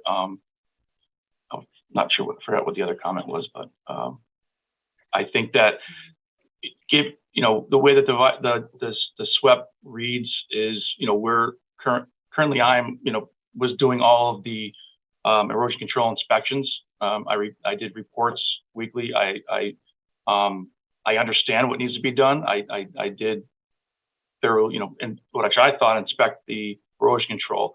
The situation and the timing with the open, after we cleared the pond area and the amount of water we got with a deep frost, which basically made the site act like pavement. It found a weak area that I didn't see. You really you couldn't see it. It was the low point, and I thought we had it. It was a mistake, and again, I apologize for what happened. And all we can do is try to make it right, but I don't want I don't want you to think that we intentionally just didn't. We've been following all the orders here. Any other commissioners have any comments? Through the chair. Who's that? It's Kim. Oh, yeah, go ahead. I just wanted to. Oh, wait, stop. You muted by accident. Sorry. I just wanted to comment on Friday's storm. There have been improvements on site. Shane made a comment that he's convinced that the site is fully under control. I'm at about 50 to 60% confident. I think the temporary measures that have been made are working to prevent violations right now. If we get an inch or two of rain, I think there's going to need to be another temporary stormwater detention area based on the volume of water that's coming off the hill. And there's going to need to be somebody out there on site monitoring dewatering actively throughout this storm. So we still kind of have a little ways to go before the commission can be confident in walking away from the site and knowing that no matter what the weather is on a holiday, that it will be okay. So, from my perspective, I would say constructing temporary stormwater structural BMPs are still a really, really hot priority out here, if that makes sense. No, I agree with you, Kim. I mean, the first thing you said, how many weeks it was going to take for you to actually get all these constructed, will not allow you to adjust to the weather. So the expectation, I think, from the commission, and I'll speak for the group at this point, is that you'll have somebody actively out there during these rain events, because you're going to have to actively monitor it and be able to adjust, because you're not going to be able to get structural improvements in there in time. Yep. No. Kim, we did make a plan. I think we showed you on the actual plan today. We are gonna create another basin again, and then spillway check dams going down the hill. So, like you said, the test will be Friday. Now I think you said you plan to come out. I am confident, and we will, and we've had supervision on the site 100% through the project, but also more importantly, since these issues, we haven't left the site and haven't left it alone and not monitored it. So we will be continuing that as well. Yeah, it's a tough one, and you start it at a really tough time in the year. And I don't know what does you better favors, freezing weather or not, but as you said, it's a very challenging site. And I remember when this came through and how close everything was to all these resource areas, and thinking you've got to pretty much construct it perfectly to make everything work, but means and methods is not us. So we just appreciate it. Yeah, the timing didn't really work great for us. Obviously, we trying to get the roads paved before winter, and we shifted gears, and the timing of clearing wasn't in our favor. But yeah, any other commissioners have any comments? Through the chair. Go ahead. Sorry, I have a lot of comments. This is more of a question for down the road and more of a question for you, Carrie, and probably Melissa, but I don't know if there should be any consideration or concerns now that we have two basins that are, infiltration basins that are being used for that construction period detention. I think it's absolutely necessary at this point in time, but something, just a question from me for the future. No, it's a good point, because a lot of the assumptions about the construction BMPs and then the post-construction BMPs are going to have to be reevaluated. Yay. Okay. Any other questions? Anybody in the audience here for this set of questions or comments?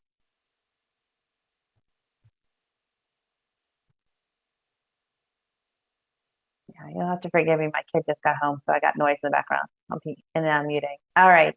So, seeing that there are no more comments about what's been presented to us, I think the next step is we have to decide how to move forward. So we got the cease and desist right now. Kim, can you kind of go over what some of our options are? Sure. So I have the cease and desist in place. The commission can decide to, empower me to decide whether or to lift the cease and desist, they can decide to lift it. You could decide to issue an enforcement order. The applicant is already cooperating with us. So, I'm not sure how much more the enforcement order would accomplish, but we could do that. And then also the regulations empower the commission to levy fines, which could be issued to the applicant or potentially held in abeyance. All right.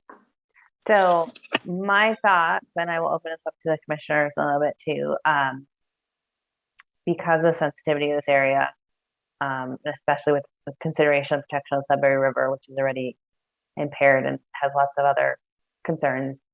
And with consideration of how difficult the weather conditions can be in these photos, I'd be inclined to consider a fine with, what did you say? So we hold it off. An abeyance, which we've done in the past, which is pretty much like, hey, you really screwed up. We might have to do this fine because if something else goes wrong, if there is further impacts to the wetlands, the town will be on the hook to rectify any of those information. So we do that in order to kind of give us that ability.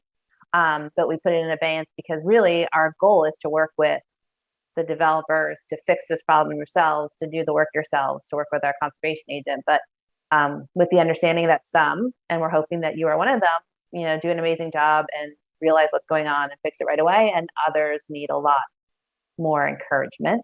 So that's kind of where I'm leaning towards. And as we discussed, the cease and desist seems like it should stay in place until we have confidence that the erosion and sediment controls that are put in place will actually work. So at that point, that's just my opinion. I'm going to open it up to the commissioners, see what your thoughts are. This is Jim. I wholeheartedly agree with what you said. Established. Thanks, Jim. And this is Ed. I basically concur with what you said, that the cease and desist stays in place until we have confidence that things are working as they should. I agree with not releasing the cease and desist yet. Especially with the storm coming this weekend, we want to make sure things hold up. All right. So Kim, what do you need from us? Do we need to vote on something? I lost her. Nothing. If there's going to be no enforcement order or fines, then I don't think that there's anything to vote on. I could give an update, at the next meeting if the commission so wished. Yeah. So if we did the fines with the abeyance, do we have to vote on now, or can we next meeting do an update at that point? Because the fines, the way that our bylaws are written, it allows us to issue fines per day per violation, right? That is correct. Okay. Yep.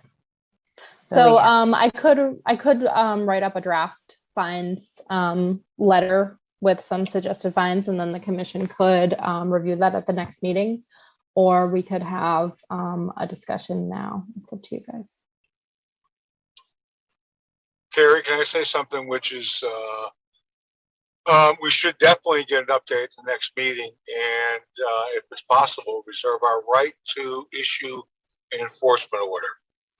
Because we vote or whatever tonight to not issue an enforcement order, it only stands for tonight. I gotcha. No, I agree. Yeah, because the situation can change. We're all basing this off of this little snapshot, but we know it's going to look different tomorrow and the next day and the day after that. Okay. Anybody else? Through the chair. Yes. Could Kim give us via email a status situation check? So we get an event this weekend, a weather event. Could she alert us as to, hey, things worked or things didn't work, or would that be somewhat pushing the envelope of what we're allowed to do. I mean, of course we can ask. I'm not expecting Kim to be driving around Hopkinton on Saturday morning though, so. No, I'm not suggesting she drive around Hopkins on Saturday morning. Through the chair. Mhm. I am anticipating on probably Friday. If it's apocalyptic, I don't want to put Saturday out of the question. But yeah, I can send an email with an update. It's just nobody can hit reply all and say, I think blah blah blah. That's when it crosses the discussion line. So just no, you can't email me back. That's all. Okay. And who is that? Oh, Mr. Peralt? Did I Yes. get that right? Do you have any objections? So sometimes when we have cases like this, some of our commissioners, would be around. I just want to make sure that it would be okay for us to come onto the site if anybody was curious. So if you saw any of our friendly faces, you wouldn't No, chase us out with a shotgun. no, I don't have any issues. Like I said, Kim's been coming by, and I know she's mentioned maybe coming by Friday. No issues at all. I'm I not would just- saying if anybody you guys would. just if you want to just check in with us at the front gate, check Okay. in. So if you see any strange folks walking around, it might be us. We'll wear. Yeah, like I said, Kim, you guys always show up with the proper PPE and the hard hats and the vests. I just, just check in with us so we can make sure you're equipped, because we do have machines moving around, and just want you to be aware. Through the chair, you are empowered as the Conservation Commission members to enter the site at any time when the permit is open. I know. Technically, yeah. Some of our members enjoy it more than others. I don't know if I have boots that will deal with this kind of mud myself, but we'll see. Okay. So sounds like we have a plan. I'm glad that you obviously have taken this very seriously and have adjusted some of your practices. So we do have confidence. It's more of the challenge of the site. So challenge of the site and the challenge of this crazy weather. What else do we need to do? You can, like I said, we can continue the discussion until the next meeting and see, how things shape out in the next 2 weeks. Or we can do an enforcement order, or we can do fines, or we can do nothing. So up to you. I'm thinking, and the other commissioners can chime in, but it sounds like we maintain the cease and desist until this gets addressed.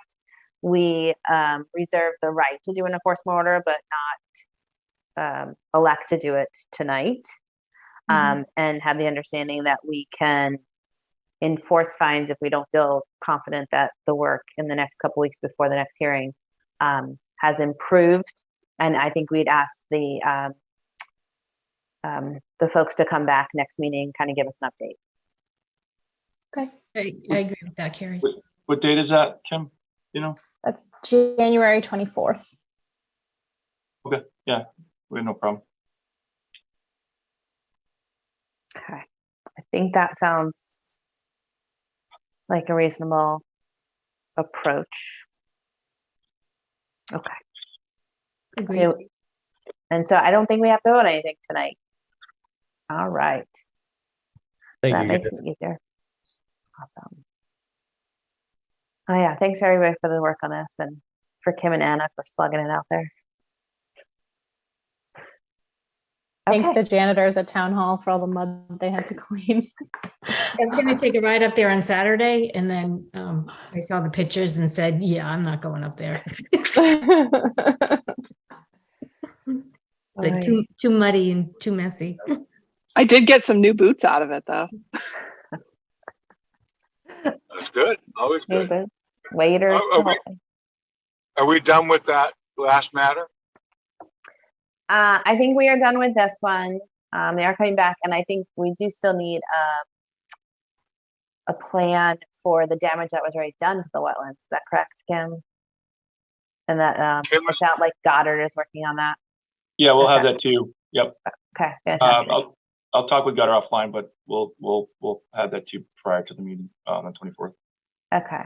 So yes, Jim, I think now we are done with that issue or this issue, but we do still have at least one, if not two, work session items. Okay. Can I ask for the work session items? What am I missing about the weather? Should I finish my arc before Friday? No. No, it's just that anytime the weather calls for like over half an inch, it's usually like an inch of downpour in any destabilized sites now because of the freeze thaw. It's just, it's a bad time to start construction. Yeah, well, based on experience of all the enforcement orders and cease and desist we've issued, I'm not sure any time of year is a good time. Because they come up no matter when somebody starts construction. Yeah. But anyway, all right, work session. It's too cold to be putting foundations in the ground. But anyway, okay. So moving on. Sounds not good. So work session items, I think we finished 1, 2, 3, 4. So the next one is at 35 Parkwood Drive. Or am I skipping one? Nope, you're on. You're good. Okay. So our next work session item is 35 Parkwood Drive, the emergency certification ratification. And then Kim can give us an update on this or an overview of this. I can. So I received a request for an emergency certification on Christmas week or later, the week after Christmas, from Clean Harbors for an address 35 Parkwood Drive. It's generally one of those industrial buildings behind the new Alltown gas station. So they had approximately 10 gallons of hydraulic fluid release behind their property. It was from a trash compactor, and then it kind of flowed down gradient into a catch basin, where it then flowed into an adjacent wetland area. The wetland area is, in my professional opinion, a little bit of a lower grade wetland. It is vegetated with Phragmites and immediately adjacent to the highway. The visible oil sheen was kind of limited to this riprap outfall area. The cleanup work occurred on December 22nd. The Clean Harbors cleaned the pavement, pumped the catch basin, and removed 1 cubic yard of soil at the outfall with a vac truck. So I'm asking the commission tonight to ratify the emergency certification and determine if an after the fact notice of intent should be requested. It is a somewhat limited scope. However, requiring the applicant to do a notice of intent would allow the commission to establish an operations and maintenance plan at this site, which does seem to be desperately needed.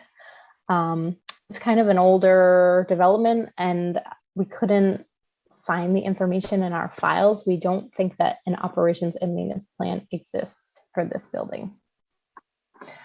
So up to you guys, and any questions I'm happy to answer. Well, I think that's a great recommendation. Okay. Yeah, here's their actual stormwater infrastructure. So definitely in need of some maintenance. Do we have any other commissioners have any comments? Sounds like a reasonable plan to me. This is Ed. Me too. And coincidentally, back in the early 90s, I worked for the company that had this building purpose built for us. Did the palms look better back then? No, it looked like that back then.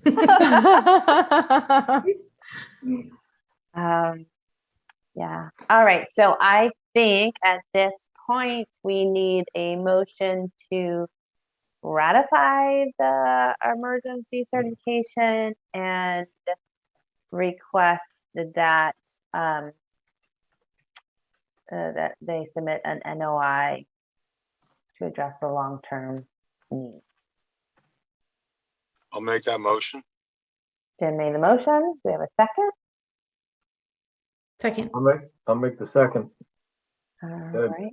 I'll let Ed, even though they both chime in at the same time. It's like Jeopardy. Figure out who bumped in first. So Jim made the motion, Ed seconded. We'll do a roll call. Jim, Aye. Janine, Aye. Ed, Aye. and I will be an aye also. I will be. I know. See? Okay. So I think that deals with that one. Bring it back up. Nope, that's not it. So I think we, and correct me if I'm wrong, handle everything in the work session items. So the next would be, do we have any public forum requests? I do not have any. Do any of the commissioners have any requests for discussion?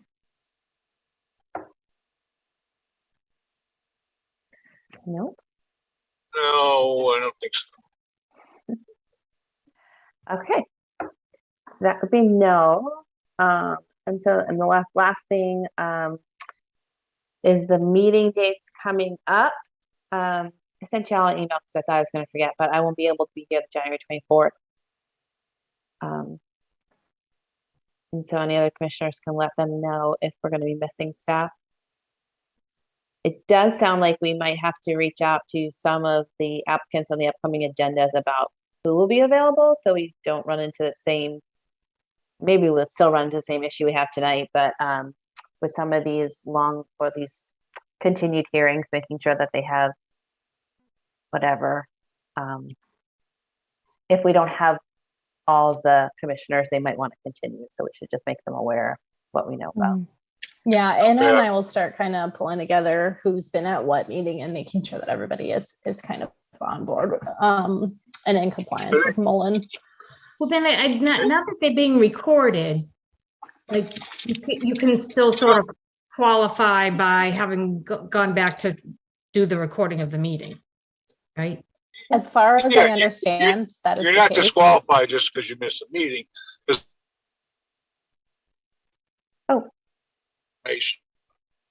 Oh, Jim, you're broken up. Say, look, Jim, we're only getting like part of what you say. It's like unfortunately. tonight. There you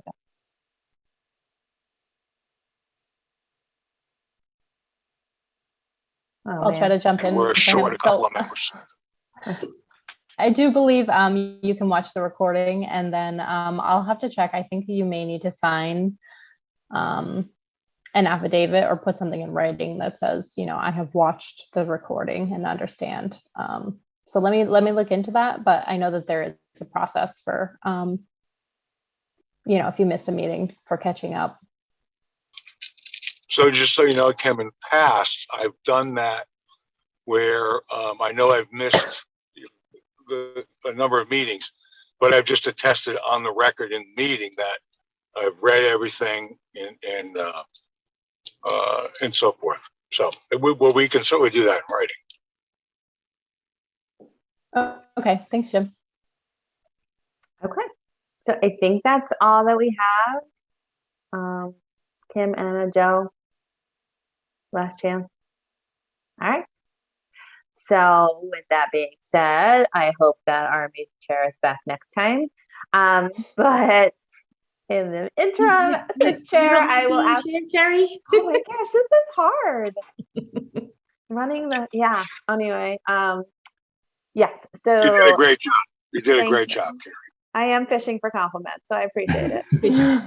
It's like with my bad cooking. I was like, just tell me it's good if you want me to ever do it again. So it's all good. All right, so we need a motion to adjourn the meeting. And I didn't miss anything else, right? This is Ed. I'll make that motion, but not without saying that Carrie, you did a great job. Kim, you did a great job. And Anna, I'm really proud of you. Yeah. Oh yeah, extra congratulations. I didn't get to say it before. Congratulations to Anna. Thank you. Okay, so I will motion to second. adjourn. I'll second everything Ed said. All right, so it sounds like we have a motion and a congratulations from Ed, seconded by Jim. Oh, and I have to do roll call to close out the meeting. So Jim. Now you just need it. All right. Jim. Say aye. Maybe we can still get 3 out of 4. Oh my goodness. Okay. Janine, Aye. Ed, Aye. Carrie's an aye. So meeting is Jim's adjourned. and I. Oh, there he's back. Congratulations All right. again, Anna. Yeah. Thank See you very you. much. Guys. See you All soon. right. Bye-bye. Bye. Good See night. you guys later. Good night, everyone. Oh, I gotta end it all.